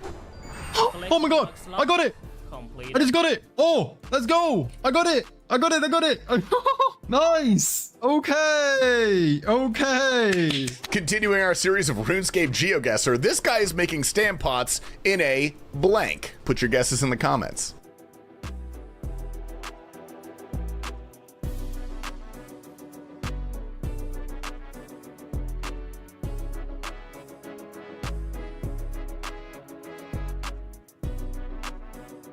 Skillspec's getting a fresh new cut. Bro, why have you moved it? What do you mean? You like about to say some shit in a COD lobby? I'm gifting a sub I to might the just first hear in a person second. to guess correctly who is sleeping in the living room tonight. And Sardako, very excited about this one. Who's gonna tell him? Collection log completed. I got something! Oh my god! I got it! Crystal weapon! I got a bofa! Is that a bofa? Papa Pump at the Titans hunting the prayer scrolls. Collection log slots completed. That's not what I was looking for, but I'll take it. I will take it. Look at him. Rigondeaux's still at the Coliseum. He's laying out some truth for his viewers. I had to follow and say, F the Oblivion idiots that kicked me out for being mobile only. I mean, bro, I'm not gonna lie. Better to play on PC, if you want to like game with, they are an endgame PVM clan, brother. You know what I mean? And you play better on a PC. And they do strive, for the best players, etc. It's harsh what they did, but fair game, bro.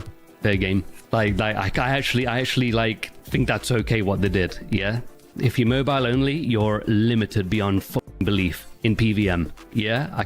Yeah. And Mr. Mammal with the most impressive clip of the farmers so far. If I got an eternal gem, I'd go straight from no Slayer rings to the Forever Slayer ring.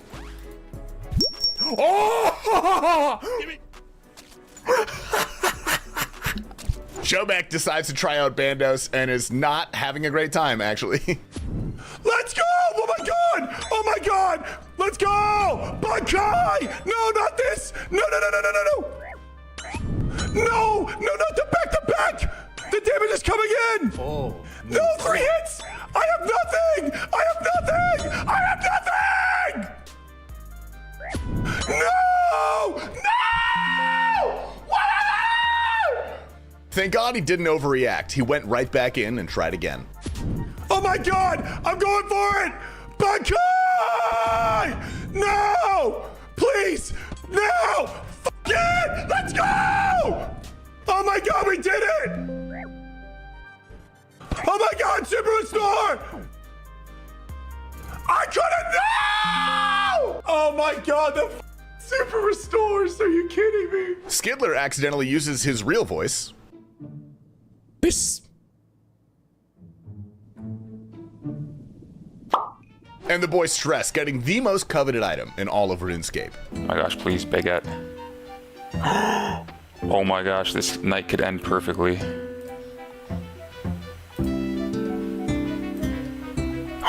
No way, bro! You know for sure these guys are Australian. Here they are doing some top. Collection. Incoming transmission. Oh my God. Oh my God. Next up, we have the Gallinor News Network. More stories at 10. Yeah, baby! Not even close, dude. Not. Oh gosh. Oh, I forgot. Oh. Oh, that feels so good. Give me that. Porciano looks away at just the wrong time. Here it is. It's by Meat Cannon. Have you guys? Oh no!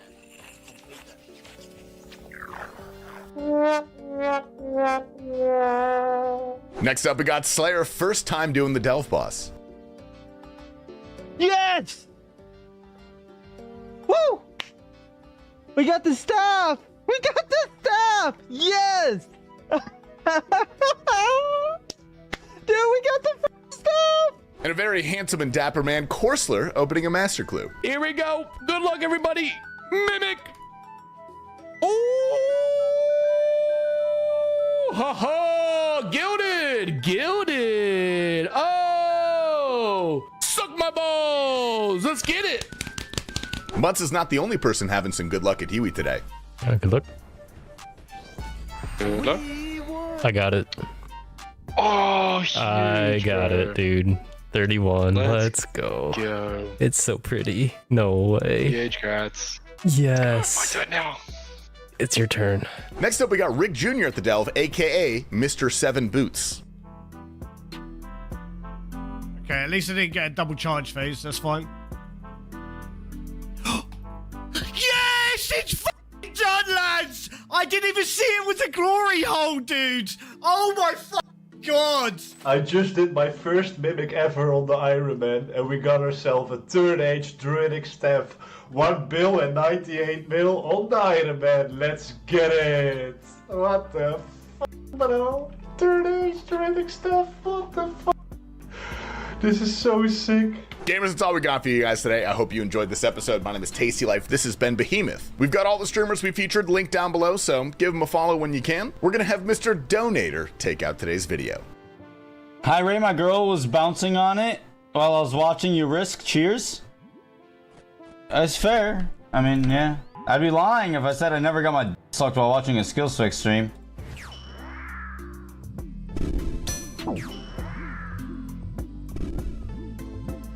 Yo, Skilly man, I accidentally ate the bong, bro. How to hate RuneScape. Should we check this out? Hey guys, Tasty Life here, your favorite RuneScaper who is bald but has not faked any illnesses. Today, I've got something I really want to talk Somebody about. faked RuneScape an illness? That's crazy. Has been exploding recently. That's no secret. We're reaching record player counts pretty much every day. But with this new influx of players, I've noticed something. Something that has been making me sick to my stomach. People in RuneScape have been having fun. And I cannot let this stand. There are 2 reasons you should be playing video games. The first is to win, and the second is to get angry. Anything else? Yo, my bad. My bad. We back. Guess who's back? You're back. Boom, boom, boom, boom, boom, boom. What's up, boys? Ooh, not bad. 2 hours. Yo, 2 hours. We got a couple more to go. Stay vigilant. Raise 810 Temperos rounds, boys. I've got 6,642 rewards. We're closing in. Look at that, boys. We are closing in. Yo, 007 with the resub for 3. Yo, thank you, bro. 1.6 to 95, 5. Boys, we're hitting 95 fishing right now. That's gonna feel good. Ooh, I've been staring at 94 for too long. I don't know if it's possible. Ooh, congrats on the kill. Let's go. New Hespery, 109. Very nice. Wait, what was that? Shobek has reached construction level 70? Damn.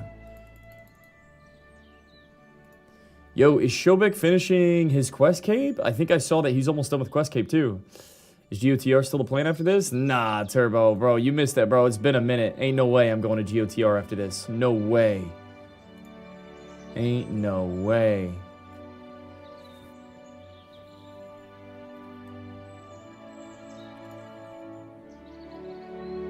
Break their bones. Alright, we need 4 of these, please.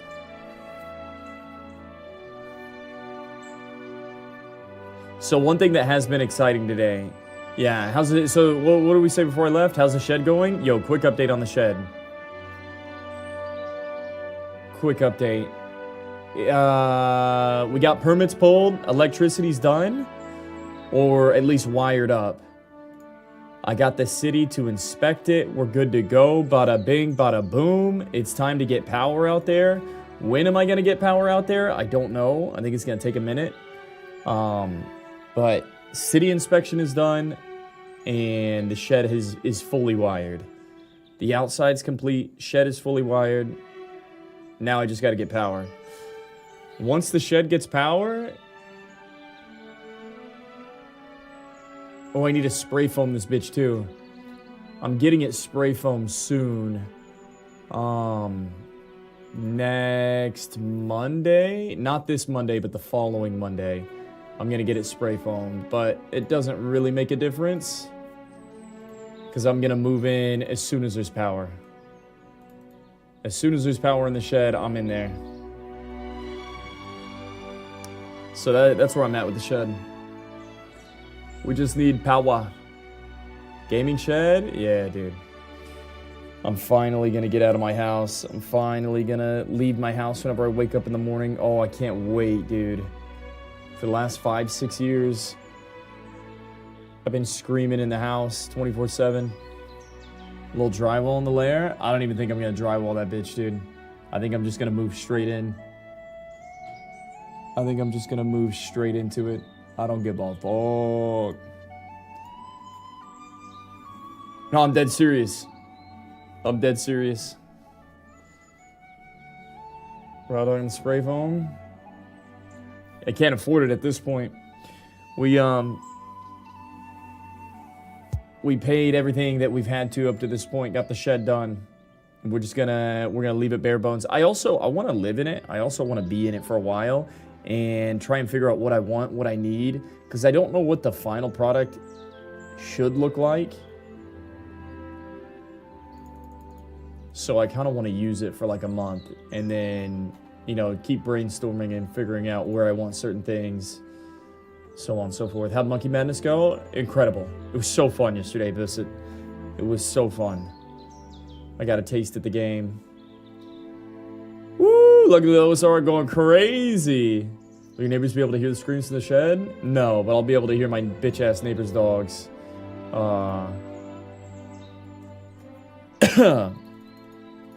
Every time I walk outside in the backyard, these dogs go nuts, dude. It's so annoying. They've got 2 German Shepherds that they just leave out all day, all night. And they go absolutely ballistic whenever they hear me, like, scrape my foot on the concrete. I walked outside one night at like 10 p.m. and I dropped my keys and they were like, "Rah!"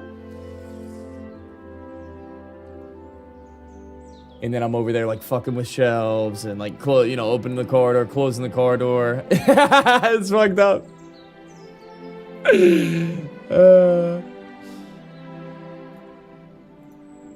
Just to piss them off. It's so sad having neighbors that just leave their dogs outside all day 24/7 and they just go nuts whenever I walk outside. Give them a treat? No, no way. No way, I'm not messing with those dogs. Not my dogs, not my problem. Not my dogs.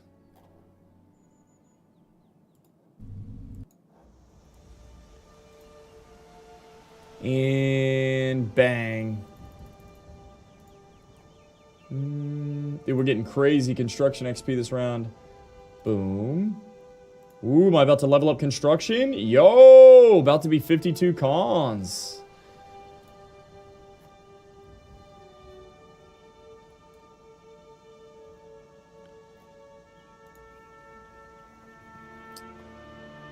Weird, your add-on says not complete, but I see you got Dragon Scimitar. I got it, baby. I got it. I've got it, and our hardcore status remains.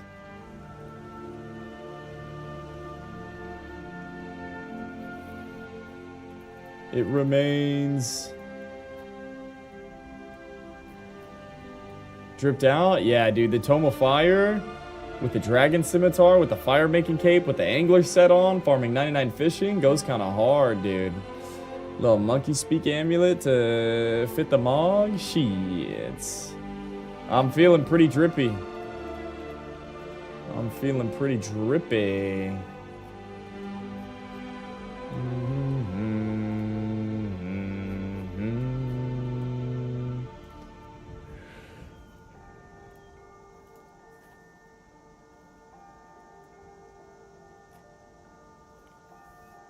I had a situation in our neighborhood last summer. I had to call the cops after people left their dogs out tied up. Yeah, man, I'm not a pet kind of person.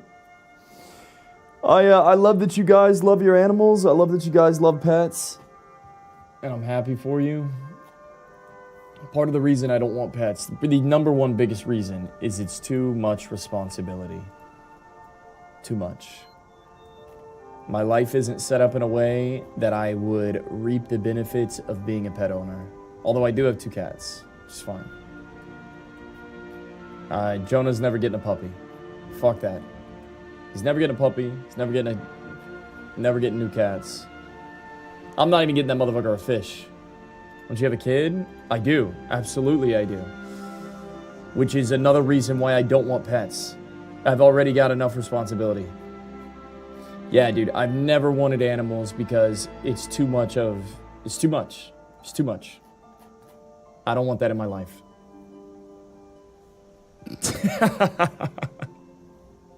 No fish? Fuck the fish, man. No fish. No pet fish.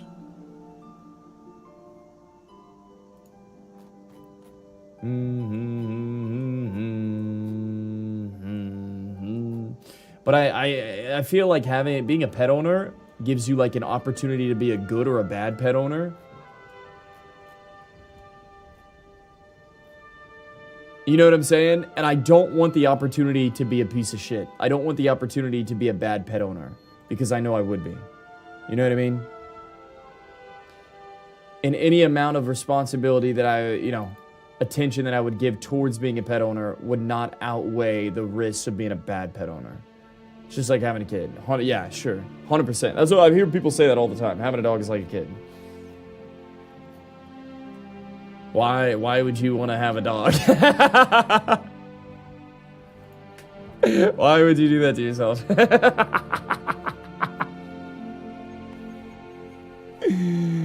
Why would you want a dog?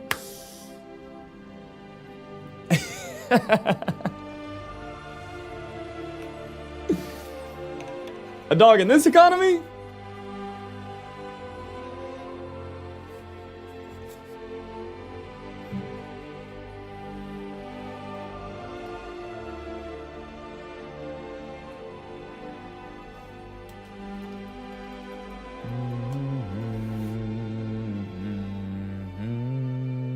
So you get another pet to take care of the other pet. That's good comms. That's good comms.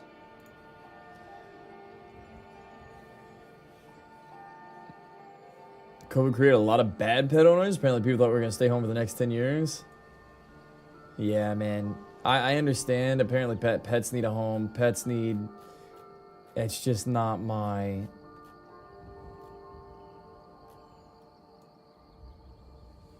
Not my realm of expertise. So yeah, whenever I hear these two husky German Shepherd, big-ass dogs barking their ass off in the junkyard backyard next to me, I mean, I feel kind of bad for the dogs. Kind of annoyed by the owners. But that's just their reality. That's their reality. Huskies are gnarly, they just howl. Ugh.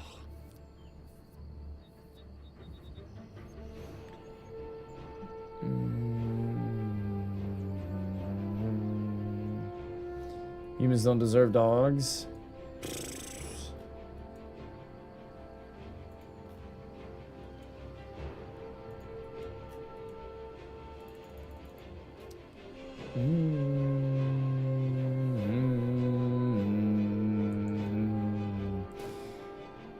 Oh, man. Dude, you know what it was, boys?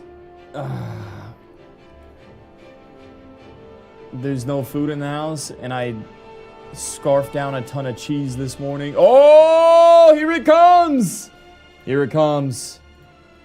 This is it. Ah, next round. Next round, next hour, next round. I feel like I almost passed out earlier. I think it was the cheese, man. I had a bunch of cheese and sausage this morning. Give me some of that cheese, Danny.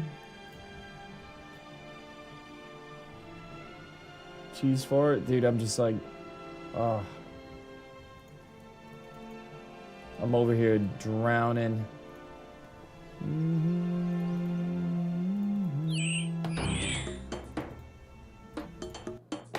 Here we go, boys. Yo, you guys can hear this audio, right? Yo, yo, yo, yo, yo, yo. Can you hear the in-game sound? Alright.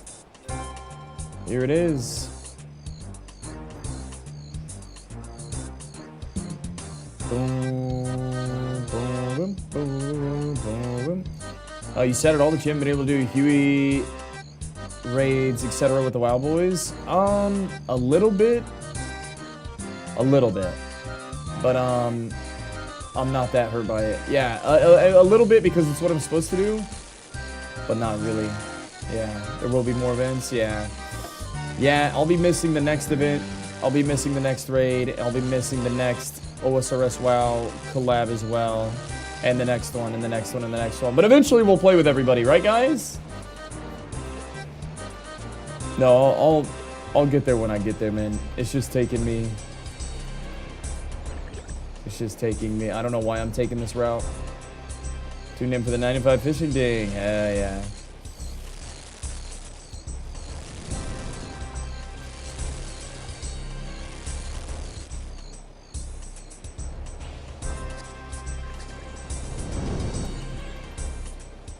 And yeah, Goosey's doing great.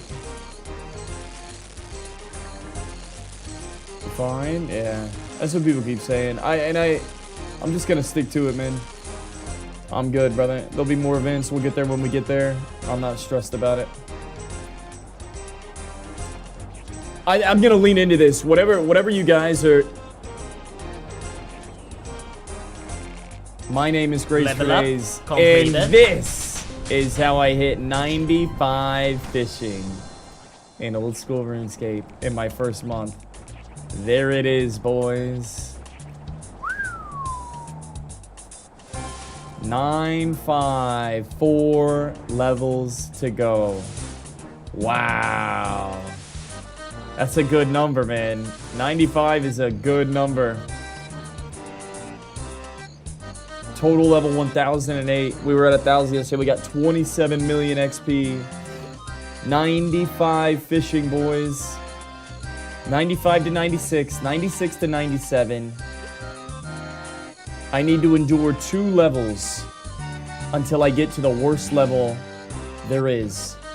97. It's time to lock in. I need 911,000 XP for the next thing. Damn. The road to 96 isn't that bad. The road to 97, 297, not that bad. The road to 98 is the fucking worst. I'm preparing myself for the road to 98. 97 to 98 is the absolute worst number. 97 might be the worst number in the game.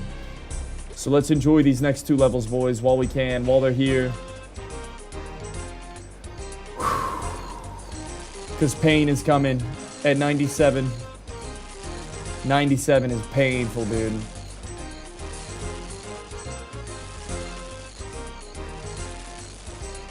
Last levels feel easier because you count them down.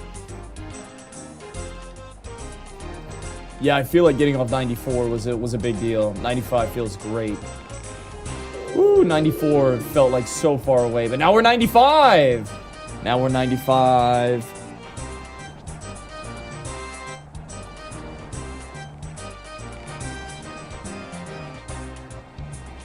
Boom, boom, boom, boom, boom, boom, boom, boom. At least you'll have access to anglers, sharks, etc. Food will be no issue. Yeah, it is. 100%. 32.7% of the way to 99. Let's fucking go! Okay, what percentage am I actually to 99? No, actually, don't answer that. I don't want to know. I don't want to know. Dude, I'm barely only halfway. Nah, dude, this is so fucking cooked. I don't want to know. Don't say it. Don't say it. That's crazy.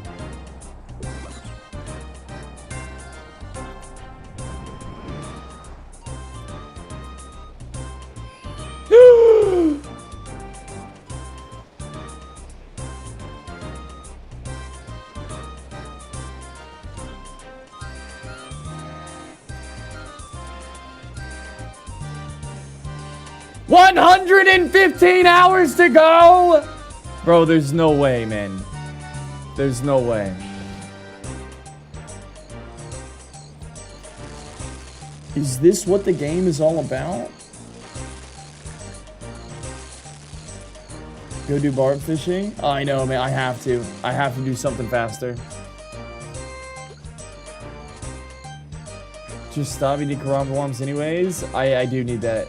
You literally don't need to do any more fishing. Holy shit.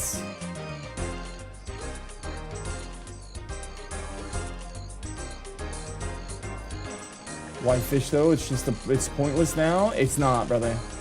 99 fishing is not pointless. 99 fishing is anything but pointless.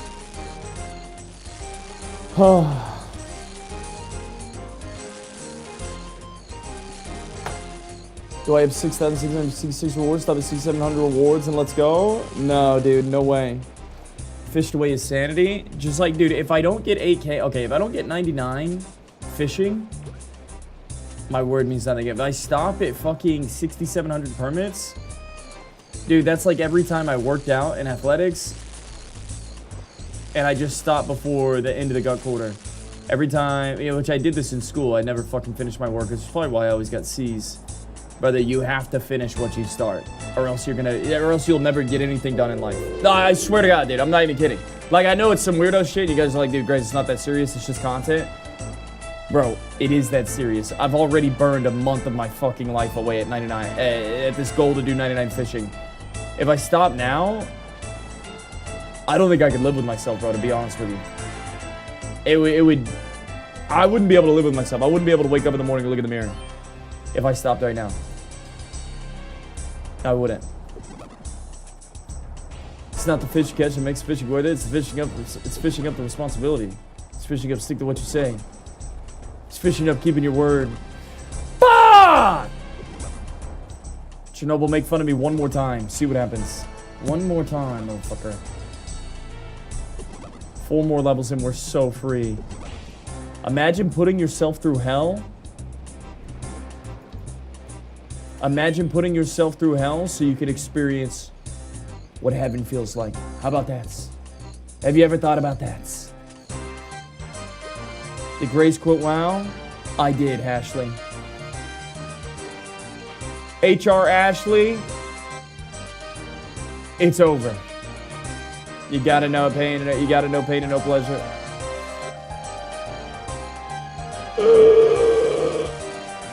Wheeze it. Breathe it. Rootcraft 99 next, right? Shit. Love this glow up fishing camera for you, honestly. Hey. I'm almost there, Ashley. I'm almost there. Damn it, Ashley!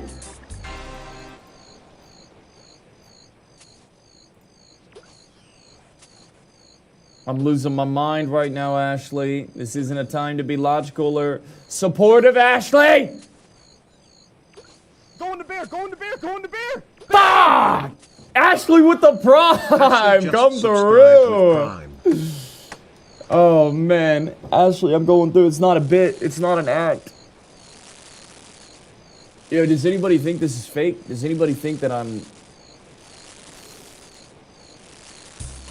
Does anybody think this is disingenuous? This is 100% real right now, by the way. I'm losing my fucking mind. No, we went through it. This crying is crazy. Ashley! Yo, Ashley with the prime. Ashley with the prime.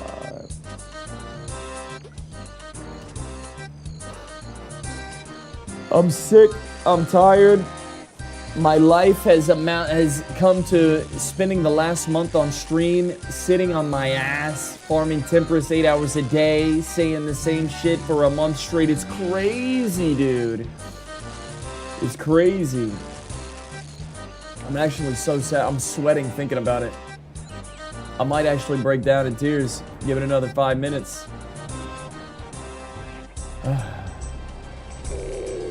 You over this craze back in the day, we used to camp mobs for items drops on end. Leveling used to be the game. Yeah. I would have enjoyed playing old school RuneScape. At any point, I think. Need more sad Baron's introspective music. That sounds fun as fuck right now, actually. You guys ever just play with your emotions on purpose?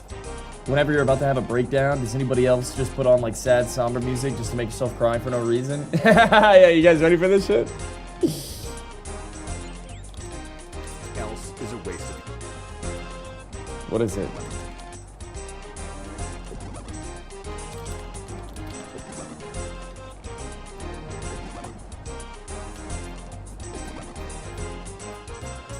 I can't ever find it, man. I should have that video clipped. Never mind. Wait, do I lose? No, I win.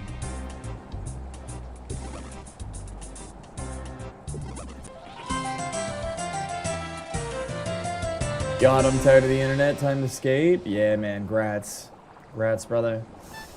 I was watching some good shit this morning. I actually did almost break this morning. It's eligible to D-Harpoon. We could get D-Harpoon, man. Leo, plus 10 permits, boys. Chat, you gotta understand, every single completion is 10 closer to our goal. 66, 62. Wow, almost 6,700. Unreal. I am eligible for D-Poon. I am eligible for D-Poon. Boom, boom, boom, boo boo boo boo boo. Only 144 more runs? Yo, whenever you put it that way, that's not the worst. That's not bad. Dragon Harpoon would increase my XP per hour so much. Oh my god. Dude, Dragon Harpoon would be incredible to finish off 99. The opening's gonna be hype? Yeah, man. I'm trying. I'm trying, brother.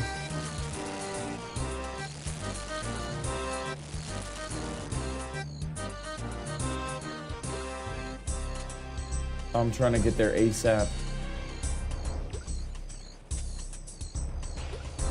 7,000, 20 minutes to go. Aww.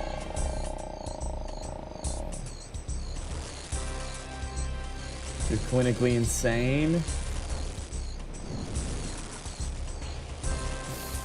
Dude, Billy really pissed me off yesterday, man. Some 64-year-old dude. They really pissed me off. And what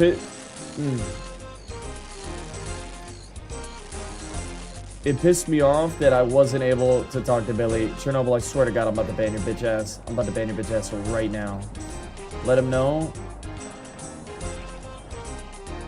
Like, you're actually closer to 65 hours until 99 if you're pushing 68 per hour. Whoa, whoa, whoa, what was the 110 hour math that someone gave? What the fuck? Nah, it's like 60k per hour. Easy 60k.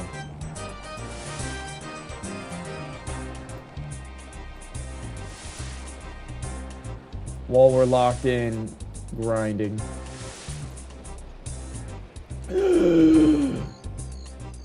Oh shit, we back, man. I'm back, baby. Monkey Madness complete. Dude, I didn't realize how insane Monkey Madness was gonna be yesterday. That was the first quest I've done in the game. I mean, I know that I've done... Yo, boys, look at how many quest points I have. I've only completed 34 quests. And one of those quests was Monkey Madness. Does that make sense?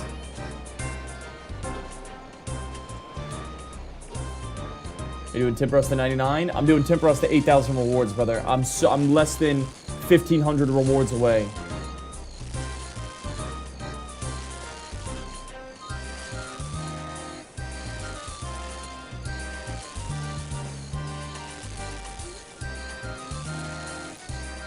Oh, I was looking at achievements? Oh, achievements completed. Wait, how many quests have I completed? Oh, I've only done 19 quests. And one of those was Monkey Madness.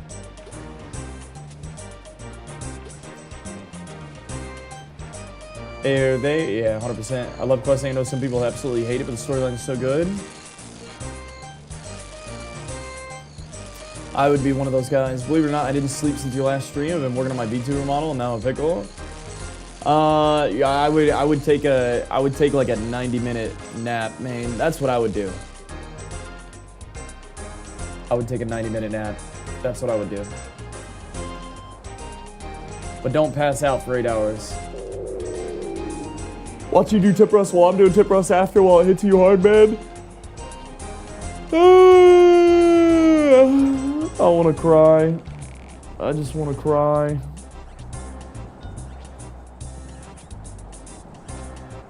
I just want to cry. When do you sleep, 50? Dude, you know what fucked me up? Was staying up till 2 a.m. the other night. Oh, I finally unlocked El Toro Loco last night, bro. I'm so fucking happy. I turned the game off. As soon as I unlocked El Toro Loco, I turned that shit off. It took me like 7 hours of Switch gaming to finally unlock my son's favorite monster truck. Oh, that shit was hard. And he didn't even fucking play it this morning. He wanted to watch a fucking video. I said, motherfucker, this is why we got the Switch, so you don't watch videos. It's like, but Dad, they're gonna catch a shark. I said, no, they're not, son. It's fucking clickbait. They never catch the shark, man. They never catch the fucking shark. It's fucking melting your brain. I'm turning this shit off right now. So I turned that shit off.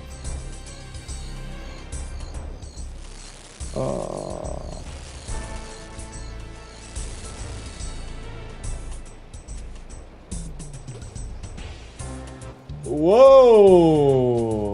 Hey! Man, that's exciting, bro. That's exciting. I like it. I like it. What if they did catch it, though? They never catch the damn shark.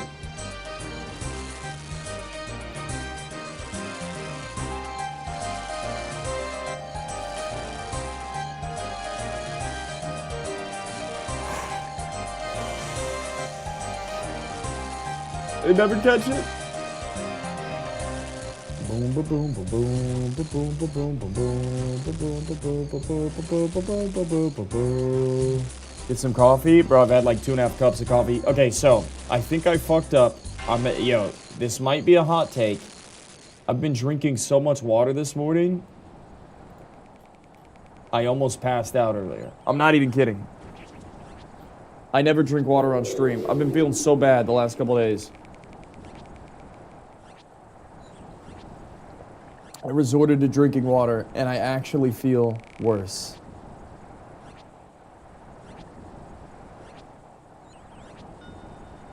You know what's funny? I did Monkey Madness yesterday. I was so hype. I was like, fuck yeah, dude. The game's so fun. I gotta taste it, what the real game's gonna be like. It's gonna make the last 2 or 3 days in Temperos a breeze. And then I came to Temperos, and I'm fighting for my life. I'm fighting for my life over here, man.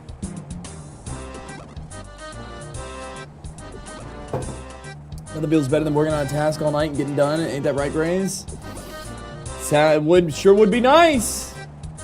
Sure would be nice. Whoa, whoa, whoa, whoa, whoa, whoa, whoa. Why don't you just do a little bit every day? Because it'll be a month before it's over, Rust. That's why. That's why. It'll never get done. If I did a little bit every day, it would never get completed.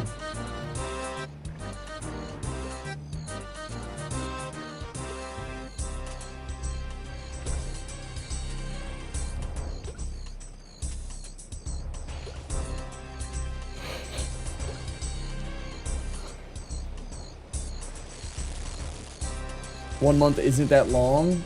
Rust. You have to understand I've literally been here for the entire month, all day, all night, 24/7. And I still got a long ways to go, bro.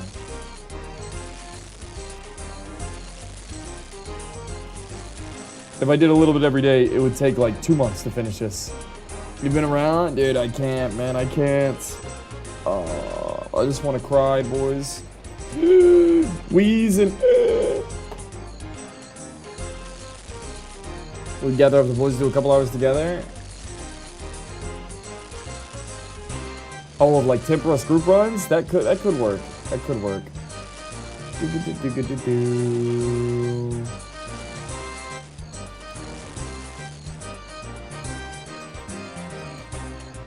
Why not stop at 7,000? Because if I stop at 7,000 all day, why not? Why not just fucking... Why not just not do the back end of the shed? I honestly had that conversation. Why put your clothes in the fucking hamper? Why wash the dishes?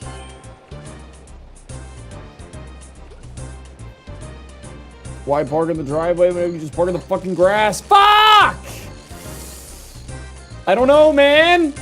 I got the fucking shakes over here, man.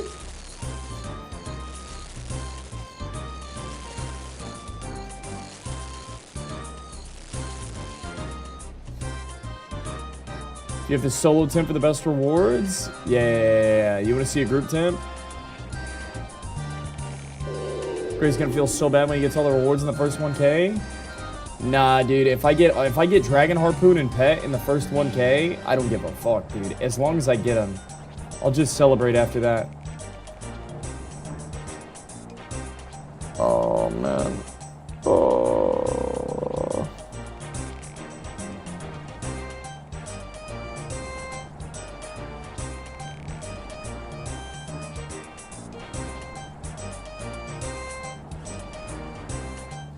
Yo, what if I get all the rewards in 1K, and then I'm like, yo, boys, honestly, 100 subs right now, I delete the pet. And then we delete the pet, and we get another pet. Yeah. Yo, would that go crazy or what? Because, like, there is a world where if you get all the rewards in the first 1,000 boxes, there's no reason to, like, fish up the next 7,000. But then there's an element of faith. Fuck it, dude. I've got faith another pet's coming in. And even if I don't have the pet, fuck the pet. I don't need no pet. I don't understand this game.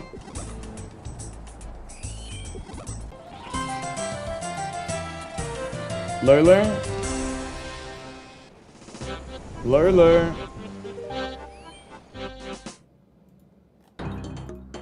Lurler, why you gotta come in here starting shit, Lurler? Lurler, why do you have to come in here so hot, starting shit? You don't understand this game. Do you want to pick a fight? Do you want to start a war with me right now, Lurler?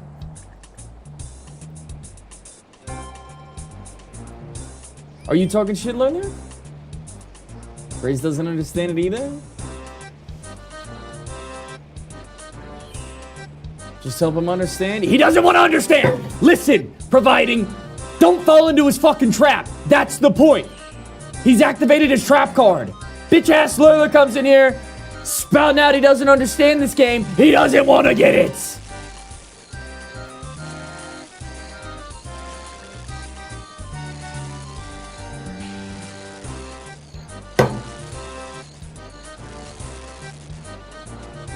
Graze, is this more fun than WoW? Oh my god.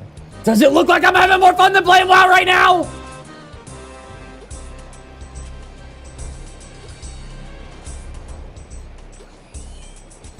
This isn't a game. Tipros is a lifestyle.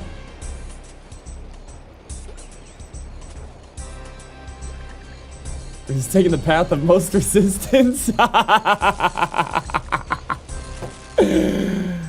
Hey man, all I'm saying is people leave WoW because they hate parsing and playing optimally, blah blah blah, and then hop on OSRS and click shit for 12 hours because it's the most optimal way of getting XP.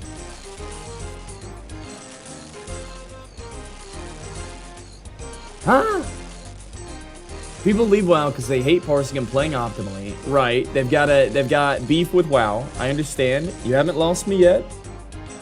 They have beef with WoW. So like, fuck WoW. There's a better game. There's a better experience. But then they play a new game. They click shit for 12 hours because it's the most optimal way of getting XP. Lurler, you sound like you got beef. You got beef with all the people that need to tell you why WoW is good. Like, you don't understand why people try different things, why people move on from WoW, why people want to play old school RuneScape, but they're still min-maxing. So the problem is that people are using the scapegoat of like, WoW, people ruined World of Warcraft by min-maxing the fun out of it. But now you're trying to justify why they're wrong because they played old school RuneScape and they're min-maxing the fun out of this game technically. What fucking mental gymnastics are we trying to jump around in this conversation? Exactly, they min-max regardless, LOL everywhere. Lurler, what point are you trying to prove? What point are you trying to make? Are you trying to call all the people playing old school RuneScape fucking idiots? All the people that quit World of Warcraft? Your game, your love, your life? Are you trying to question their intelligence? Are you trying to call them fucking dummies? They leave WoW because they hate min-maxing, so they jump on OSRS to min-max? They're either bad at explaining themselves, they don't understand why they're upset with WoW,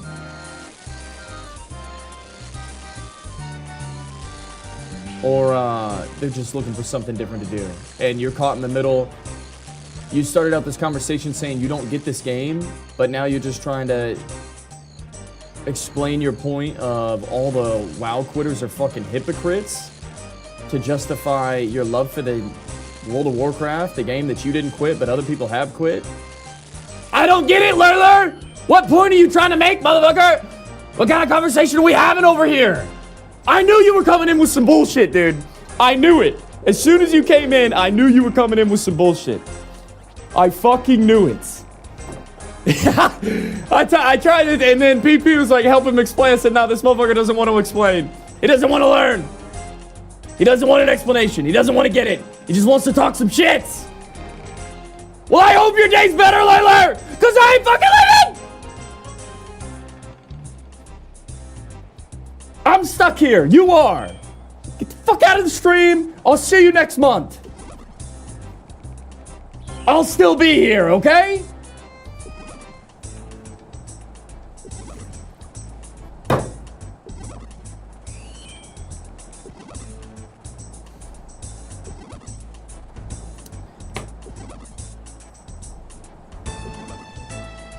What?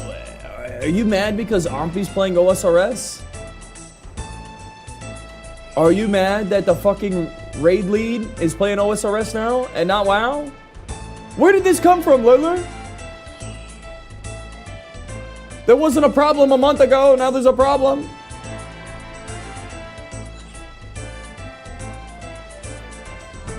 Oh, to be mad I don't play Frontier nor Classic? What the fuck? Oh yeah, you're right. You really were always a retail Andy. I felt like you were more of I don't know what you prefer to do. You play all of them. Since when have you not been playing Frontier? Yeah, I knew you gamed retail hard. You playing retail? Yeah. Yeah, I knew that.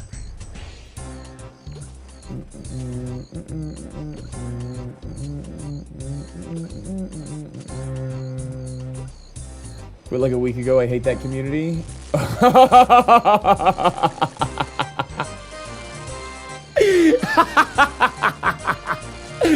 Wait, you hate what community? The classic WoW min-max parse monkey community?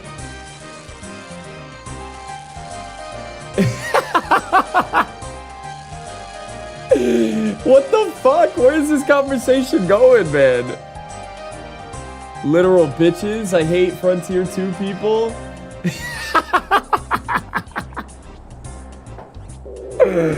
Ah!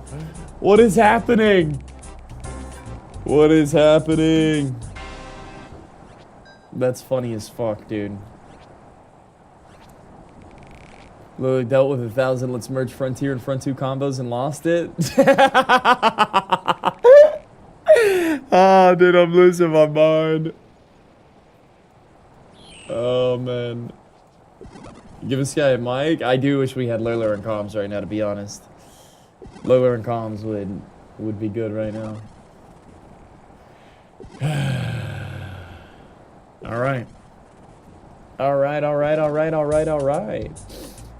So I don't know, does that shed any light on, I feel like I am told to like do group content. It's hard for me to get super excited about group content in WoW at the moment. And I was always drawn towards hardcore in One Life. What does group content in Classic WoW look like right now?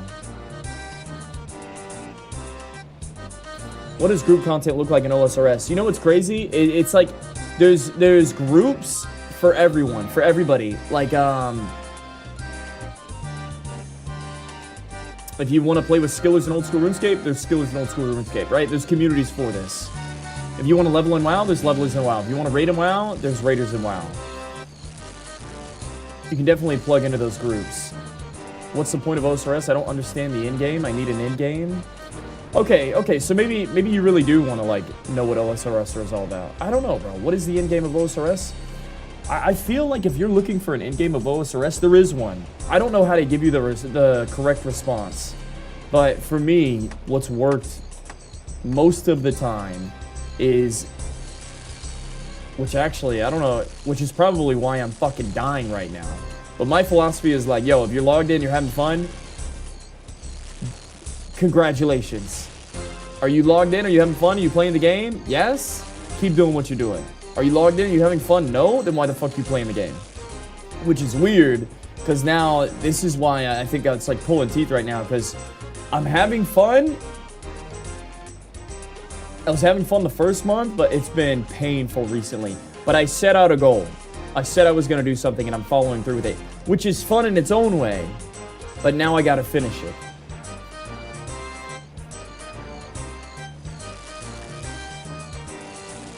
WoW in-game is fun, but only short-term. Bro, there's insane in-game here, by the way, literally. If you're looking for in-game, there's insane in-game in OSRS. My main problem is I logged in, I have a quest everything, but I don't get what I'm doing it for. I don't have a clear goal. Right. Yo, wait, this might actually be a good moment to help Lurler, a fellow WoW main, try to navigate old school RuneScape. The goal is fun. Boom, boom, boom, boom, boom, boom. Get Lurler comms, put him on the soapbox. Well, it's weird because Lurler's also talking shit about all the WoW guys coming over here being hypocrites, you know, and why they dislike WoW. They min-max WoW, they come over here and they min-max game. But you gotta understand, Lurler's a min-maxer. So he min-maxes WoW, he wants to come into old school RuneScape and he wants to min-max here. But he needs an end goal. Honestly, best advice is to not tell Lurler to have fun. because he doesn't enjoy fun. Lurler isn't here for a good time. Lurler's not here to have fun. Lurler's not here to find himself. Lurler's not here to, you know, enjoy the playthrough. He needs to get to the end game. He needs to get there quickly. So we need to hook him up with a fucking guy that completes that objective as soon as possible. Honestly, old school RuneScape might not be for you, bro. I don't know. Graze actually understands me. I don't understand you. I don't get it. But I've tried to give the other answer too many times that I know not to give that answer anymore. So I don't know what answer I'm giving you, but I know that it's the correct one because it's... Are you picking up what I'm putting down, bro? I'm losing my fucking mind over here. Like, people try to always give advice of like, oh, do this, do that. You'll have a great time. Quit min-maxing. It'll be fun. It'll be good. And I think that I embody that. I think I do really good at that. And I think it works for me. But I feel like I'm almost in the minority half the time. And I don't get the majority of the player base. So the majority of the player base, follow guide, go. That's why the internet works. That's why the gaming meta is what it is right now. A lot of people might think that it's shit, but if you think it's shit, you're probably in the minority, and most of the player base likes to follow a guide, be efficient, complete the goal, min-max, so on and so forth. This is why I play ranked games. I try hard to push. Right. Right. Yo, chat should be helping you, Lurler. I think chat's got really good comms. Chat's got really good comms to, like, steer you in the right direction.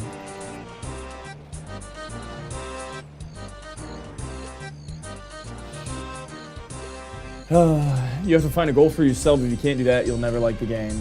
I like following guides, but I divert constantly to finding fun. Yeah, Bodhi's guide is streamlined, straight to in-game guide. Yeah, it sounds like you want to do the Bodhi guide, which is what Ompi picked up as well, to like catch up. Yeah, you need to look up Bodhi's guide. You just got the keys to the motherfucking castle, Lurler. Congratulations. Prepare to have fun in old school RuneScape.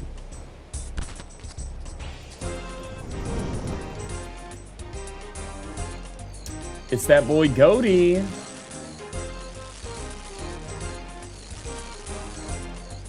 Yeah, like whenever someone like Lurler comes in here and is talking the way he is, you shouldn't be like, old school RuneScape is great. Old school RuneScape is a sandbox. Old school RuneScape, you can do whatever you want, whatever your heart desires. That's the great part about the game. You can take a million different routes. All paths are different. That's why old school, that's why it's an MMO. You don't give someone like Lurler that advice. It's not for him. That's not what he needs to hear. He needs Bodhi's guide. Go next. Bodhi's guide, congratulations. See you at motherfucking Fire Cape in 5 days.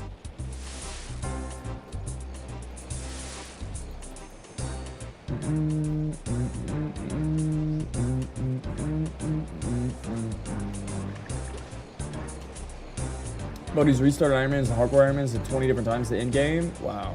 You think people will stop playing OSRS when TBC comes out? No. I really don't, bro. I really don't think so. I don't think people will quit playing old school RuneScape because the Burning Crusade comes out. Not a fucking chance. No chance, bro. No shot.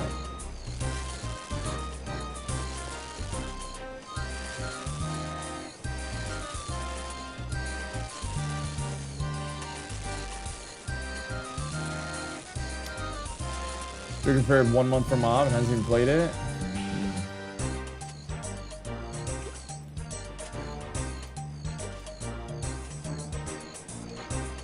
You know what? I did the same thing for Wrath. Or I did the same thing for Cataclysm. I prepared for Cata for a month and I didn't play it. Fast for Mob quitting 3 days in. I mean, dude. It's Mr. Pandaria, guys. Come on.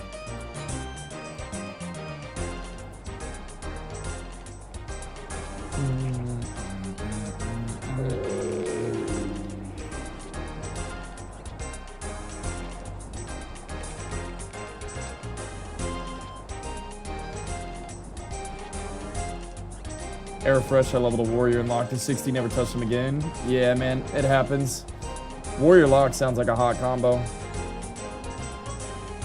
Same with me, played all pre-patch, quit like 4 days after 90. I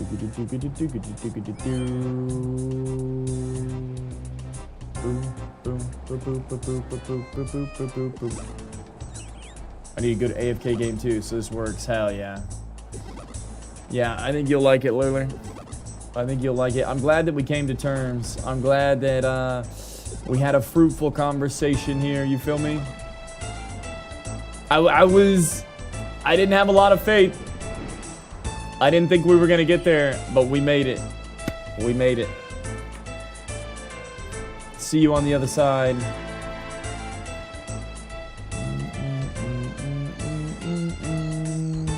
RuneScape players are notorious for lying what is AFK and what is not. It's a really bad AFK game, in my opinion. Do shooting stars if you want AFK. I kind of agree with this take. I can watch Netflix. Oh yeah. Well, you can do that. Yeah, I was talking about trying to find an AFK grind for like fishing yesterday, or like even anything that's remotely close to crab farming, and there's nothing in the game. Yo, I don't know if you guys want more AFK methods like the crab. I feel like the crab is revolutionary. It's different than any other AFK methods old school RuneScape's ever offered. And it's so different, it should like scare you. You know what I mean? It's so different, it's like, yo, the game is like AFK minigame mobile now. And we don't want that. You know what I mean? I imagine that's how the OG RuneScape community would feel about it, yeah.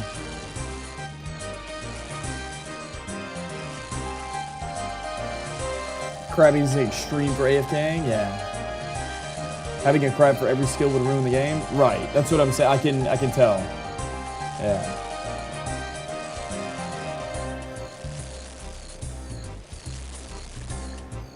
There's a lot of levels to AFK to OSRS. Everything from ignore for 25 minutes to click multiple times a second, and you're rewarded appropriately for the effort put in.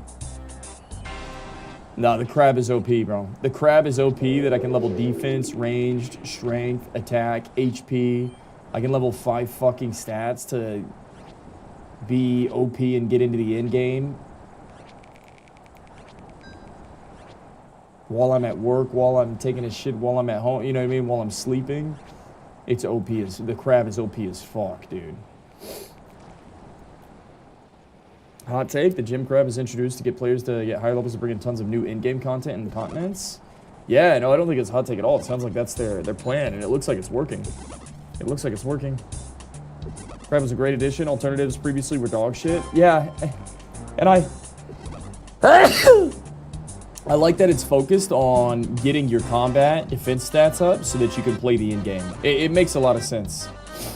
It makes a lot of sense. But if you had like AFK farms like crab for like any other skills, it wouldn't make sense. Which is why JGX is goated. Which is why the devs get what the game needs and what it doesn't need. Yeah. Crab is social too. I fuck around in chat there. That's live. That's live. But yeah, the way they added crab to the game seemed like a really good change. A really good addition.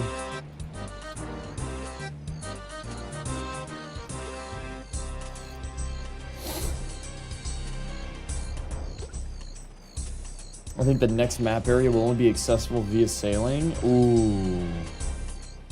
I can't wait for sailing to come out. I'm definitely getting 99 sailing the first month. Definitely. I'm definitely no-lifing 99 sailing.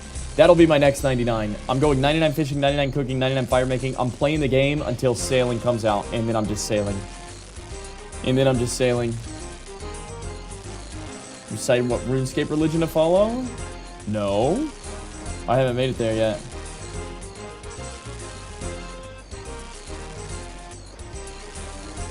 They filled in all the land on the map now for the next 10 years. They'll treat the ocean as empty map to develop. It's gonna be awesome. Whoa. I like where your head's at. I like it. A lot of good items are locked behind Slayer monsters for Iron Man. You should combo your combat training with Slayer. Right. It's just while I'm AFK from the computer for the first month of playing the game, like I wouldn't be playing anyways. And I haven't even touched the game yet. And I'm not, I mean, I guess I could AFK mining, I could AFK smithing, I could AFK some other useful AFK farms, but the crab is so good to AFK, bro. Like, I'm making gains on the crab. I wouldn't play AFK at all if it was any other method, which is why I'm doing the crab. Yeah, and so I understand it's like a duplication of efforts. It's just making me OP as fuck for whenever I start to play the game.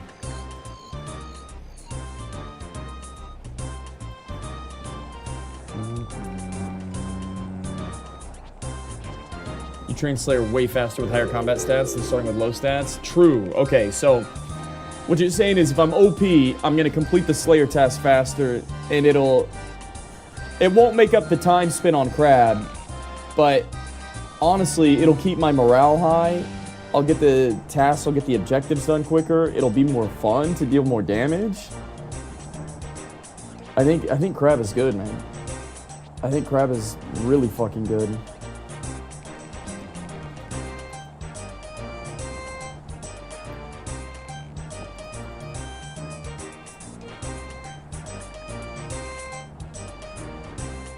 I'm doing the new Slayer boosting tech and having OP combat is dank. Yeah? The Slayer task scales with your CP. What is that? Combat points? So do I get more Slayer XP if I have higher combat level? Is that what you're telling me? Is that what you're telling me?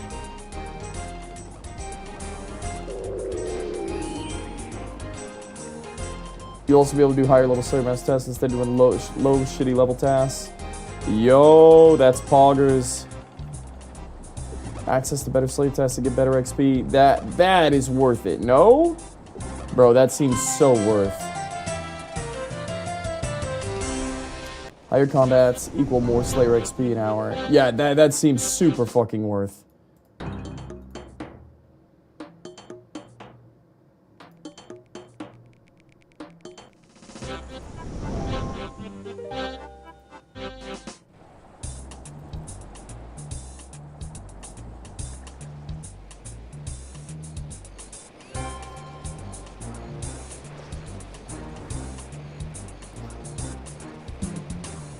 You have the ability to get more points. Points are like currency, different than XP. You have better options to manage your strategy effectively. Like, sure, not time efficient, but you're crabbing AFK anyways. Right. Right.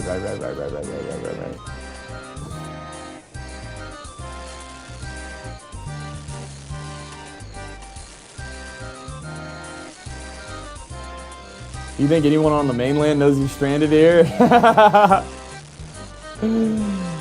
Somebody save me, man! Somebody save me from myself. Save me from Temperas!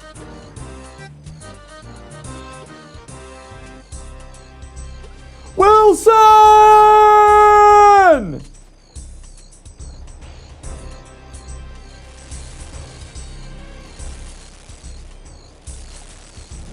You can only save yourself. Holy shit. That was way deeper than it should have been.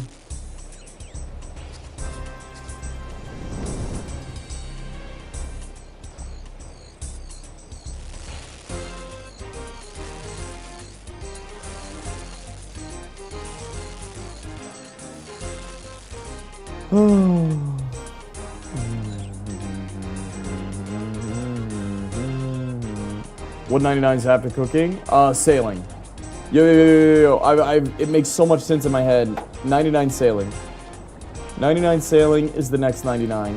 99 fishing, 99 cooking, 99 fire making, 99 sailing. 99 sailing, boys. 99 fun after fishing. Oh my god, I can't wait to have 99 fun. Oh my god. Boys, yo, type a 1 in the chat if you saw Monkey Madness yesterday on the VOD or you were here for a moment. Yo, type a 1 in the chat if you were here for Monkey Madness. Bro, that was 99 fun yesterday. That shit was 99 fun. Holy shit. I didn't know the game could be so fun. What if sailing 3 times as hard as fishing? What if sailing's 3 times as hard as fishing? That would be a tragedy. Request get brazy? Hell yeah. That shit was really fun, man. Everything about it was enjoyable. I don't know why. Maybe it was because I wasn't at Temperance. Maybe it was because of my first taste of the game. After a month of Temperance, he enjoys questing. My plan is coming along!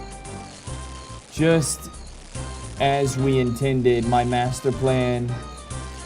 I knew it, man. I knew it. Make the game suck for a month, make major gains, major progress, so then whenever you actually start to play, it's fun as fuck, which will pole vault you into having more fun, making more gains, amassing enough XP to become a max account in old school RuneScape. He's endured something worse than questing, lowering our expectations heavily. Dude, honestly, whenever I start questing and I get tilted and I think there's no place I'd rather be,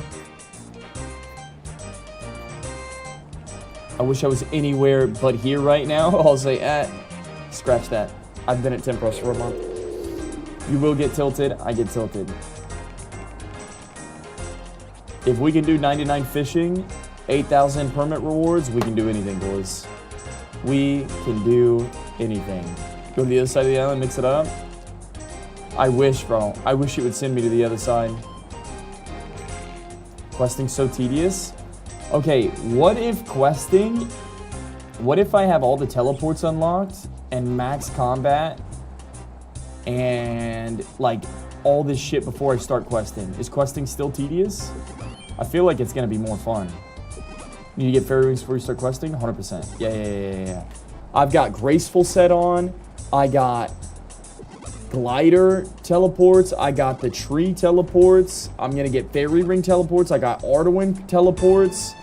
Brother, I'm about to go crazy with quests. Should we make an event? Oh, yeah, we will. Yeah, I'm not just going to open them raw.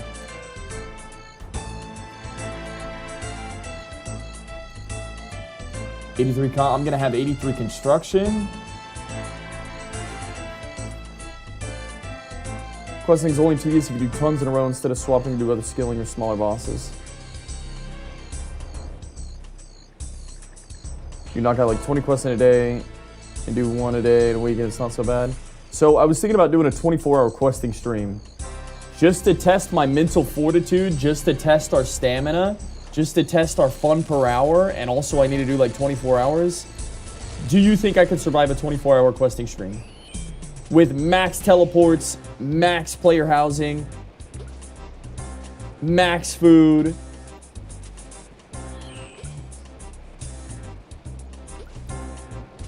Sounds like the play, huh? Another trial of passage, huh? If I can quest for 24 hours straight, I can do anything!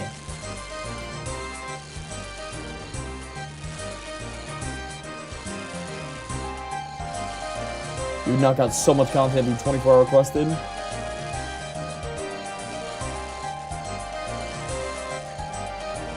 Some of the quests are dated. That's okay, we like dated quests. We like dated. You can literally turn off your brain with Quest Helper. I mean, that sounds good to me, bro. That sounds good to me. Quest spamming is the reason I burned out. Okay, did you quest spam on a fresh account? Or, like, how did you quest spam? I feel like quest spamming with Quest Helper full teleports is gonna go fucking insane. I feel like it's gonna be so good. It's gonna be so efficient. It's gonna be so good for me. It's gonna be so good for my account. Like, the questing is cool and all, but I'd like to do 24 hours of just getting the bullshit quests out of the way. Like, bro, I literally have 2 smithing. I haven't done any quests. Because we can do 10 hours of morning end quest with no guide, then you can do it with Quest Helper. True. I see you want to do something, but realize doing something makes this thing faster, and then doing another thing, you realize doing another thing is fun, etc., etc. Yeah, because that might be fun. Literally. Yes, dude. Okay, so something happened. I was able to relate real life to old school RuneScape for the first time yesterday. He's peeing a lot lately?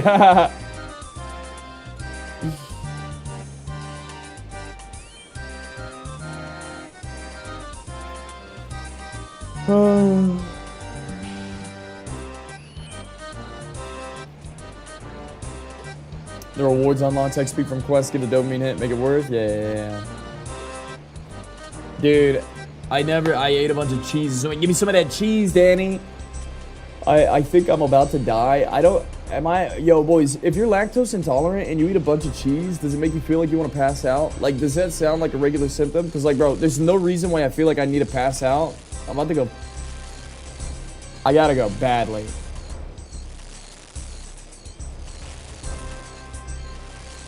You might be hungry? Yeah, dude. I'm not me when I'm hungry. I'm losing my mind over here. That I made you shit? Well, yeah, that too. But I also weirdly feel like shit today. And I think it's because I ate a bunch of cheese before stream. Oh, I'm so mad at myself. Why did I do that? Dude, you know what I feel like? I feel like that kid that drinks a bunch of alcohol and I'm like, never again. You know what's crazy? I haven't been that fucked up in a long time. I couldn't even tell you the last time I was like that. I'll never drink again, dear God. Wheezing. And then next weekend you're drinking again. Yikes. That shit is nasty, dude. Dude, that's been a long time. Oh, what? I'm 28. It's been a while. I couldn't even tell you. But now I feel like I did that with cheese. I'm like, fuck, dude. If I could just feel better, I'll never eat cheese again, man. Wheezing.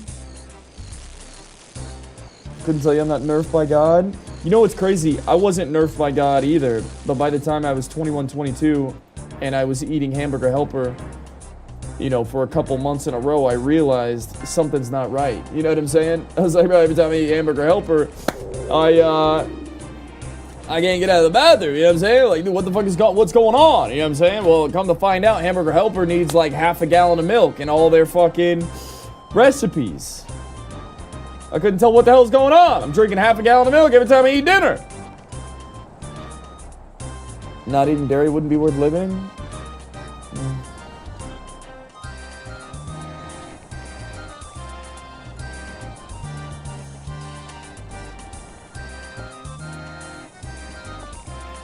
You know what I need? I need a PB&J, bro. I need a PB&J. I need a PB and motherfucking J. You didn't realize the hamburger mac and cheese you were eating had dairy in it? Listen, I'm a simple man, Corny. I'm a simple man with a simple mind. And sometimes I lack acute awareness, if you will.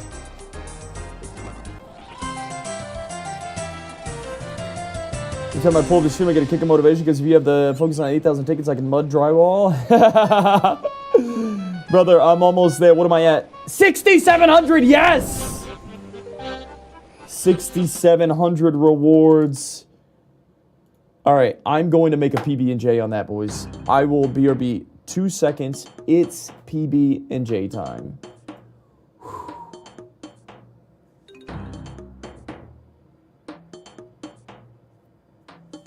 And I'm gonna try and keep drinking water because I feel so bad right now.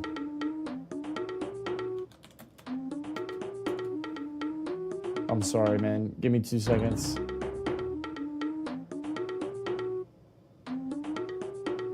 Whoa. This is a cool video. Wait, I want to watch this. Okay, we're gonna watch the bot nuke. I'll be right back. You deserve the best. Damn it, dude. I hate ads. You can afford it. We design cheating in runes. Chat, I'll be right back, and then we're gonna react so hard when I get back. I can't wait. Chat, thanks for being here with me.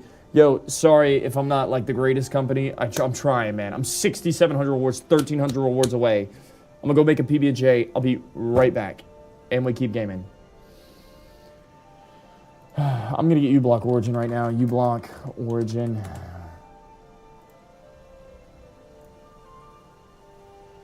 I have it. I literally have it. Why doesn't it work?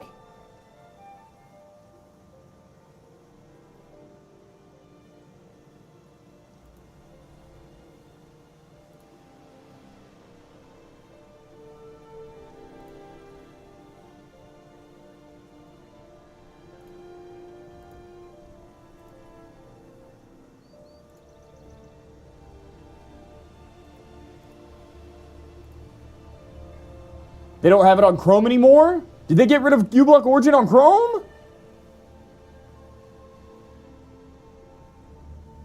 Alright, boys. I'll be RB. Sorry for that. RuneScape has gotten out of hand. With real-life profit on the line, bot makers have been exploiting RuneScape's ineffective detection systems to earn a living. But according to our guy in the lab right here, their greed has caused supposedly 44% of the accounts playing to be bots.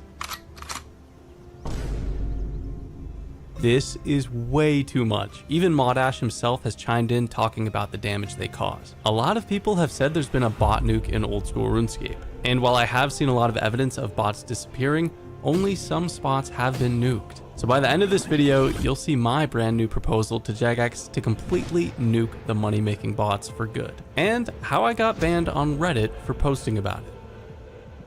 The elves of Prifddinas live in peace and harmony, where they kindly open their doors to adventurers after taking down the fragment of Saren. But recently, elves have been reporting activity of mass stealing from the players of Gielinor. Crime is on the rise, and asking the elves and nearby players, I received word of suspicious accounts with tens, if not hundreds of millions of XP stealing valuables from the locals. I decided to investigate, and what I found was shocking. Accounts wearing the full rogue's outfit and thieving capes. It's a good moneymaker, so this wasn't too surprising, but the amount of XP they have is. Take for instance this player I found, Campos Jack, who just has the base requirements to complete Song of the Elves, so clearly not doing much other activities, and he has over 80 million thieving XP. But that doesn't really compare to They Saggy. This account has 200 million thieving XP, putting it at rank 715, and they're stealing from elves. On drop rate, they've made about 2.8 bill,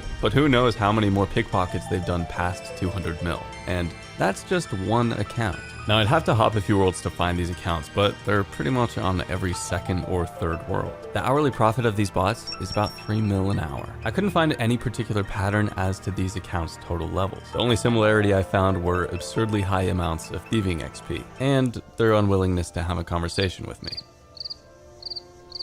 Of course I want to mess with the bots, so I cast the Telly Other spell. Nothing. They've got their accept date turned off. I wasn't able to mess with them, but maybe a JMod would. So I reported them to Jagex, and hopefully the citizens of Prifddinas can rest assured their pockets will be safe, at least from the bots. So bot busting isn't just fun for me, it can be a little profitable too. And going forward for the series, I'll be starting a bank tab of collecting all the resources, gear, coins, and other items I get from bots. I figure it'll be fun to remember seeing an item in my bank tab and looking back, remembering the time I busted those bots. And let's begin the collection with a big stack of cosmic runes. I've been informed there are tons of air orb bots. They go into the wilderness and they carry with them a big stack of cosmic runes. A bit of a flashback to Solus Adamus, my 10 HP Iron Man. I wanted 99 crafting, and for that I needed to make air battle staves by charging orbs at the air obelisk. And for that, I needed cosmic runes. So my goal was to runecraft 100,000 cosmic runes on this account. I had to mine the essence, create prayer potions, and get my construction level up for the glory in my player-owned house. And eventually, I reached my goal of 100,000 cosmics. This was 10 years ago. Back then, we didn't have minigames like Guardians of the Rift, and there was no really good method for my account to receive pure essence. I literally mined it all. So you could say I have a thing for collecting cosmic runes. And because of this tip-off, I'm about to collect a lot more. But this time, much faster, on a regular account, and by busting the bots. Let's take a closer look at this player I found at the air obelisk. With a name I'm not even going to try to pronounce, their only stats are in magic construction. I am going to try to pronounce that actually. Their name is Zilmfig. Their name is Zilmfig.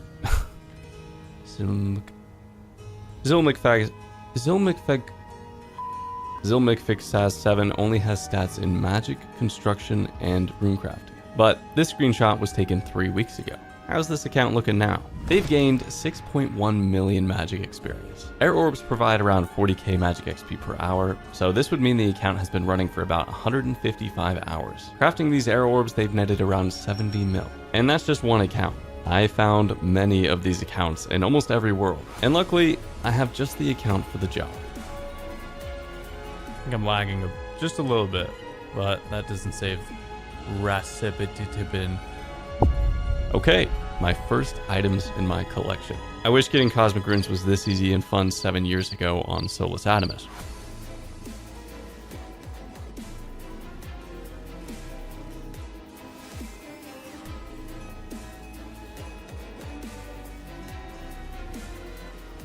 Yes!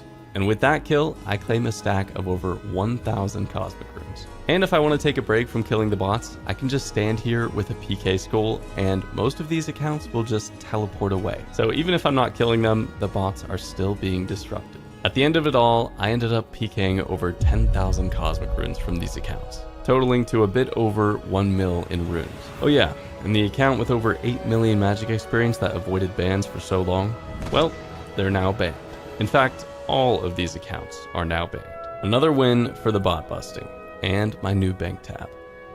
The Mage Training Arena is not a place many of us want to go, but have to. And I mustered up the courage to go here and check out all the tip-offs you guys have been sending. And there's only one type of account here that likes to stay here long after it's unlocked its full infinity set, and that is the bot accounts of the Mage Training Arena. With each activity, they get points that they can exchange into whatever is most profitable at the time, only getting a measly 200k GP per hour. However, there are so many of these bots that they end up making a lot of gold, and they're going at alarming rates. Take for instance this one account I found, Gutchers. This player has no stats other than 17.5 million magic XP, but this was 3 weeks ago. Let's take a look at their stats now. They're now at 26.2 million magic experience, and still have no other stats showing up on the high scores. But that's not a one-off instance. Take a look at Egomope. 3 weeks ago, this account had 16.5 million magic XP with no other stats. Now they have almost 24 million.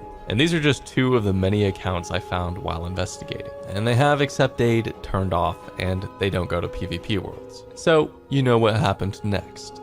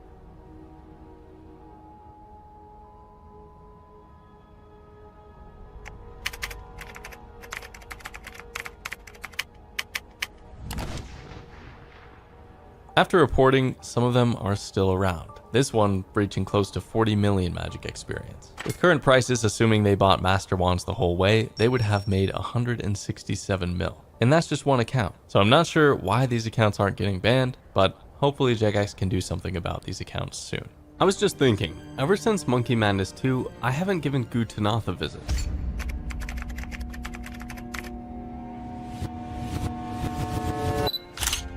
Oh, right. Should probably go and apologize for that.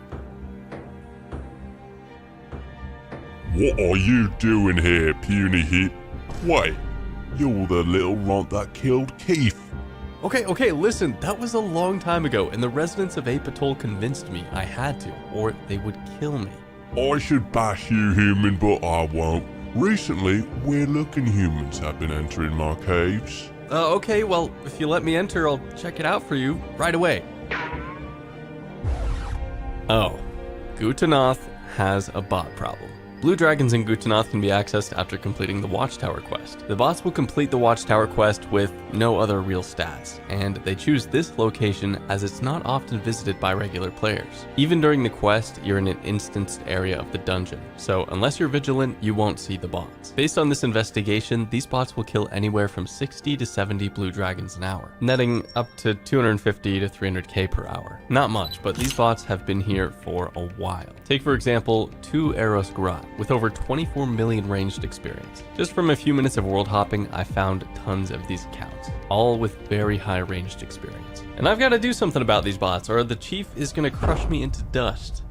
First, I drop some bones and hides for the bot to pick up. It starts following them, but then stops soon after. This was progress, but how could I take this further? Well, no matter what I did, they were programmed to run back to their designated spot. So I try another approach. I attacked the dragon until it was half health, then left it. But the bot just stood here and would start attacking the dragons the moment I was gone. With that not working, now it's time for the nuclear option. I reported these accounts directly to Jagex, and all those accounts we featured earlier, banned. Hopefully the bots leave the blue dragons alone so the chief does not bash me the next time he sees me. Nuke sound effects and video effects. Get nuked. All these tip-offs are so helpful for making videos of busting the bots. So if you found some rule-breaking activity you want investigated and busted, send an email to runescapetipoff@gmail.com detailing what you found. However, keep in mind this is not an official Jagex email. For in-game crimes, submit your tip-offs directly to Jagex at tipoff@jagex.com. Karumja. There always seems to be bots here. Shiloh Village is located in the southern part of the Karumjan jungle, and players must help the locals during the Shiloh Village quest to be granted entry. Home to popular fishing spots, the One Small Favor quest start, and the highest level Slayer Master, many people visit the area. And what's especially tempting for bots are the gem rocks containing riches. The low mining requirement and high profitability make it the perfect place for bots to set up camp and mine. Now, I didn't find them in every world, but I did find them quite often. Shiloh Village also has this general store where I used to see other bots. It buys lots of different items for more than their grand exchange value, so bots used to go camp here and sell to it. Sadly, they don't go on the PvP worlds anymore. So back to the gem mines, these bots are mining over 900 gems per hour at these rocks, netting themselves a rough profit of around 350,000 to 400,000 gold per hour. And what's interesting is there seems to be two different bot farms here. There are ones that mine on the top level of the gem mines, and these accounts are easy to spot and have tons of mining XP. But there's another type of account as well. There are also bots on the bottom floor of the mines that are tougher to spot. Just take a look here. I hop in and see an account in the mine for a brief second before they quickly hop. So I decided to check their stats. 33 million mining experience. This would mean the account seen here has made around 200 mil alone, and that's just one account. They log out instantly when they see another player so that they can avoid detection. One strange pattern I found with these bots is that some of them also had fairly high herblore levels, with most accounts having 81 herblore and one of them even having 85. Bots are usually made with profit in mind, but herblore is a buyable skill. So what gives? What I'm guessing is these accounts are also used as bots farming rewards from the Mastering Mixology minigame, because level 81 is the level needed for the best potion to make in that minigame. Anyway, I tried dropping gems on the floor near these accounts and checking PvP worlds for them. Also attempted to cast the Tell the Other spell on these accounts, but none of my attempts were successful. So I reported all of the bots I found to Jagex, and checking in on some of these accounts later, a lot of them ended up getting banned. But one thing I noticed is some accounts, specifically the ones mining from the bottom floor, are still running. Take for instance the bot we showcased with 33 million mining experience. 2 weeks later, the account now has 44 million mining experience, and it is still going. Hopefully the old school team helps out the residents of Shiloh and wipes out the bots entirely.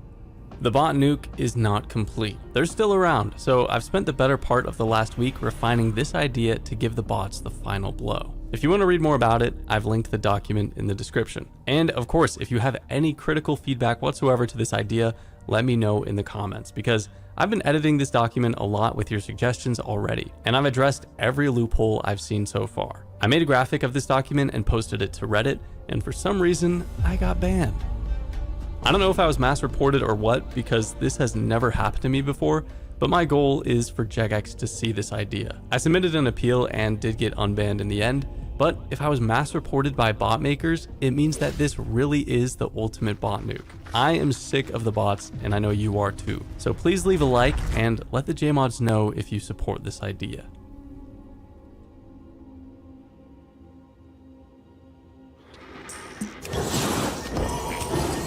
A turtle made it to the water. Oh, I mean, we'll see about that. Hey guys, what's up? Mad Season here, back with another video for you. So, it's happening. Blizzard is suing Turtle WoW. If you don't know what's going on, basically there's a private server named Turtle WoW that's been running for about 7 years now. And to sum it up, it's a private server for Classic Plus, or at least the general gist of what most people think of when they say Classic Plus. It's vanilla World of Warcraft with new content added in the spirit of vanilla, much of it being half-abandoned ideas or features that the original developers had, and fully fleshed out by these independent developers. Some examples would be the survivalist profession that uses torches to light up areas. You have new races, areas, dungeons, and much, much more. And even the less flashy, but arguably even more important stuff, like actual effective anti-botting measures. They've had dozens, possibly over 100 people working on it. It's this massive community project, and it's by far the Give me some of that cheese, Danny. What is largest, this? most active private. Blizzard suing Turtle WoW? Yo, let's fucking go. All right, let's watch this, shall we? Damn, bro. Yo, boy, sorry, man. Dude, I shouldn't have ate. Oh, I'm so sad. I mean, things could be worse. You know what I'm saying? Things could be infinitely worse. My life's not that bad.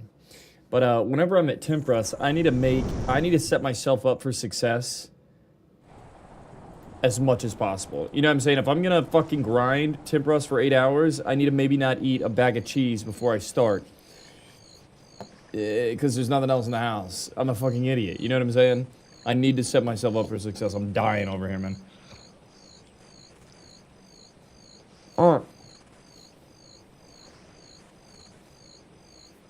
1 hour ago, boys, Blizzard is suing Turtle WoW.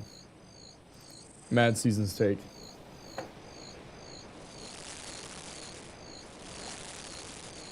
That's right. That's right.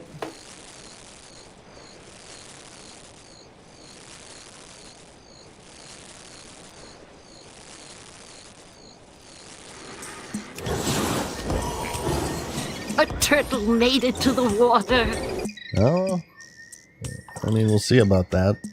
Hey guys, what's up? Mad Season here, back with another video for you. Live. So, it's happening. Blizzard is suing Turtle WoW. If you don't know what's going on, basically there's a private server named Turtle WoW that's been running for about 7 years now. And to sum it up, it's a private server for Classic Plus, or at least the general gist of what most people think of when they say Classic Plus. It's vanilla World of Warcraft with new content added in the spirit of vanilla, much of it being half-abandoned ideas or features that the original developers had, and fully fleshed out by these independent developers. Some examples would be the survivalist profession that uses torches to light up areas. You have new races, areas, dungeons, and much, much more. And even the less flashy, but arguably even more important stuff, like actual effective anti-botting measures. They've had dozens, possibly over 100 people working on it. It's this massive community project, and it's by far the largest, most active private server for vanilla World of Warcraft at the moment. Although now it looks like all of this has been thrown into jeopardy. While they were able to fly under the radar for a while in recent years, as players failed to find what they want from vanilla from Blizzard, it's gained a lot of popularity. So much so. Do you think Turtle WoW wishes that Classic Plus didn't blow up in popularity? Did they like it? They knew the risk going into this. They knew when they would get into trouble, right? Like TWoW, if you're running these private servers, you know when you're gonna step in shit. You know how far you can push the line. You know how far you want the line to be pushed until it gets crossed. Do you think that Turtle WoW wishes that, like, Epoch didn't happen? Do you think Turtle WoW wishes this fucking mass exodus from WoW, at least from a optics perspective, whenever it comes to streamers, didn't happen? You know what I mean? They took ads out on Google. They were advertising the server on Google. That they've now caught the attention of Blizzard, who has now engaged in a lawsuit against the owners of Turtle WoW. And in response, at least as of this recording, they're not backing down. So this is a very hot topic right now, as in people are very emotional and mad. as usual within the MMO community, there has to always be factions. So there's like two that are going at it right now. You have the Blizzard fans who are like celebrating and taunting the private server people. And obviously there's the private server people who are understandably upset, and everyone is personally insulting each other and making unhinged comparisons relating to child abuse. You know, the usual standard with the MMO community. Before we get into this video is sponsored by Extra. So I lose my stuff all the time. My imaginary girlfriend hates it, and something I consistently lose track of because I'm stupid is my wallet. Yeah, you ever have that panic when you realize you've lost your wallet? It's almost as bad as losing the goodwill of your subscriber. It's one of the worst feelings in the world. You know what's weird? Ever since I got an AirTag for my wallet, for my wallet, all of a sudden I've lost the sense of where my wallet is 24/7 at any given moment. Before I had an AirTag for my wallet, I knew where it was. I always put it in the same spot. I never lost it. But weirdly enough, whenever I created a solution that didn't necessarily need to be fixed, it created a bigger problem. But I have the solution to fix it. It's really fucking weird. One of the few times in life that I've recognized me creating a solution for a problem that I didn't necessarily need to fix, and it created a bigger problem. Base after releasing level boosts after specifically stating that you wouldn't. Told you so, by the way. But thankfully, Extra has this cool finder card that shows you the location of your wallet on your iPhone, and it'll even send you a notification if you get too far away from it. It's as small as a credit card, and it fits neatly and securely in the back of your Extra card holder, along with all of your other cards. And it also has RFID blocking to prevent wireless thieves. So yeah, this has been a lifesaver, and it... Have you guys ever been thieved wirelessly? Dude, this was a thing. It's really weird. My aunt gave us wallets like 10 years ago to protect us from wallet thieves. You think so? You guys have been counterfeited that way before. I thought this was just a meme. Had to cancel a bunch of stuff? No way. Provides me with security and peace of mind that all of my valuables Pretty sure it's an urban legend? and That's what I on thought. me. So check it out today by clicking the link in the description or pinned comment, and use my promo code MADSEASONSHOW for 45% off your purchase. So one thing is for sure, they certainly mean business, as they have enlisted the RICO Act. That is the Racketeer, Influenced, and Corrupt Organization Act, which was initially created to take down the fucking mafia. Yeah, you've heard of the Devil Store Mafia? Well, according to Blizzard, Turtle WoW is the mafia now. The lawsuit has also revealed the information of those running the server, but even going further, in the process of this lawsuit, there's even been some evidence of an ongoing theory of this clandestine underground group of people behind the server who have like made millions through Turtle WoW and other private servers released over the past decades. Yeah, it's pretty intense. I think first we should talk about how it came to this. Well, in essence, it was too good. This is actually kind of interesting timing, because just a few days before the lawsuit, I made a video where I commented on the private servers. People have asked me why I don't play them, and I said that they have this unfortunate trait that their quality is inversely proportional to their longevity, meaning that the better a server is, the more populated it becomes. And when that happens, it gets put onto Blizzard's radar, and eventually they get lawyers involved, and anyone familiar with Nostalrius actually will be getting some deja vu here from this whole situation. And I want to talk about this real quick since it's important for context, because there's some key similarities and differences here with this Turtle WoW situation. So for those who remember, this is similar to what happened with Nostalrius. It launched in 2015, and it wasn't Classic Plus at all. It was just plain vanilla World of Warcraft. Dude, that's such a weird time. Nostalrius was released in 2015. There were some servers before this. Nostalrius is like the golden child of Classic WoW private servers. I was a senior in high school whenever the Nostalrius released. That's so fucking weird, man. Like, that wasn't as weird in 2017 whenever they announced Classic, but now that it's 10 years later, I can't even fathom 2015. And you know, because Classic wasn't a thing yet, it was the only way to experience vanilla at the time. Damn, I could have played vanilla in 2015. And current WoW got further and further away from what vanilla WoW was. It grew to this crazy level of popularity until eventually Blizzard caught wind of it and sent their legal team after them and got it shut down. Many people point to Nostalgia specifically as the reason why Classic even exists today, and I agree with that. Blizzard has always had this reputation of this rock star developer mentality, and anyone who's been around for a while knows that in regards to vanilla, they were very condescending. Of course, this was widely recognized in the great "you think you do, but you don't" moment, but really that was just one of the many things that they would do to sort of dismiss vanilla fans. They simply didn't have the skills as developers to look past their own ego and recognize the wants of their player base. It's kind of like this, how dare you not like what we're making right now mentality. Why don't you play this shit behind me? It's gonna be awesome. So, much like Nostalgia's Turtle WoW. Dude, it is embarrassing. Like, as a multi-billion-dollar company, to have that perception to the player base that you're, hosting an IP, hosting the game for.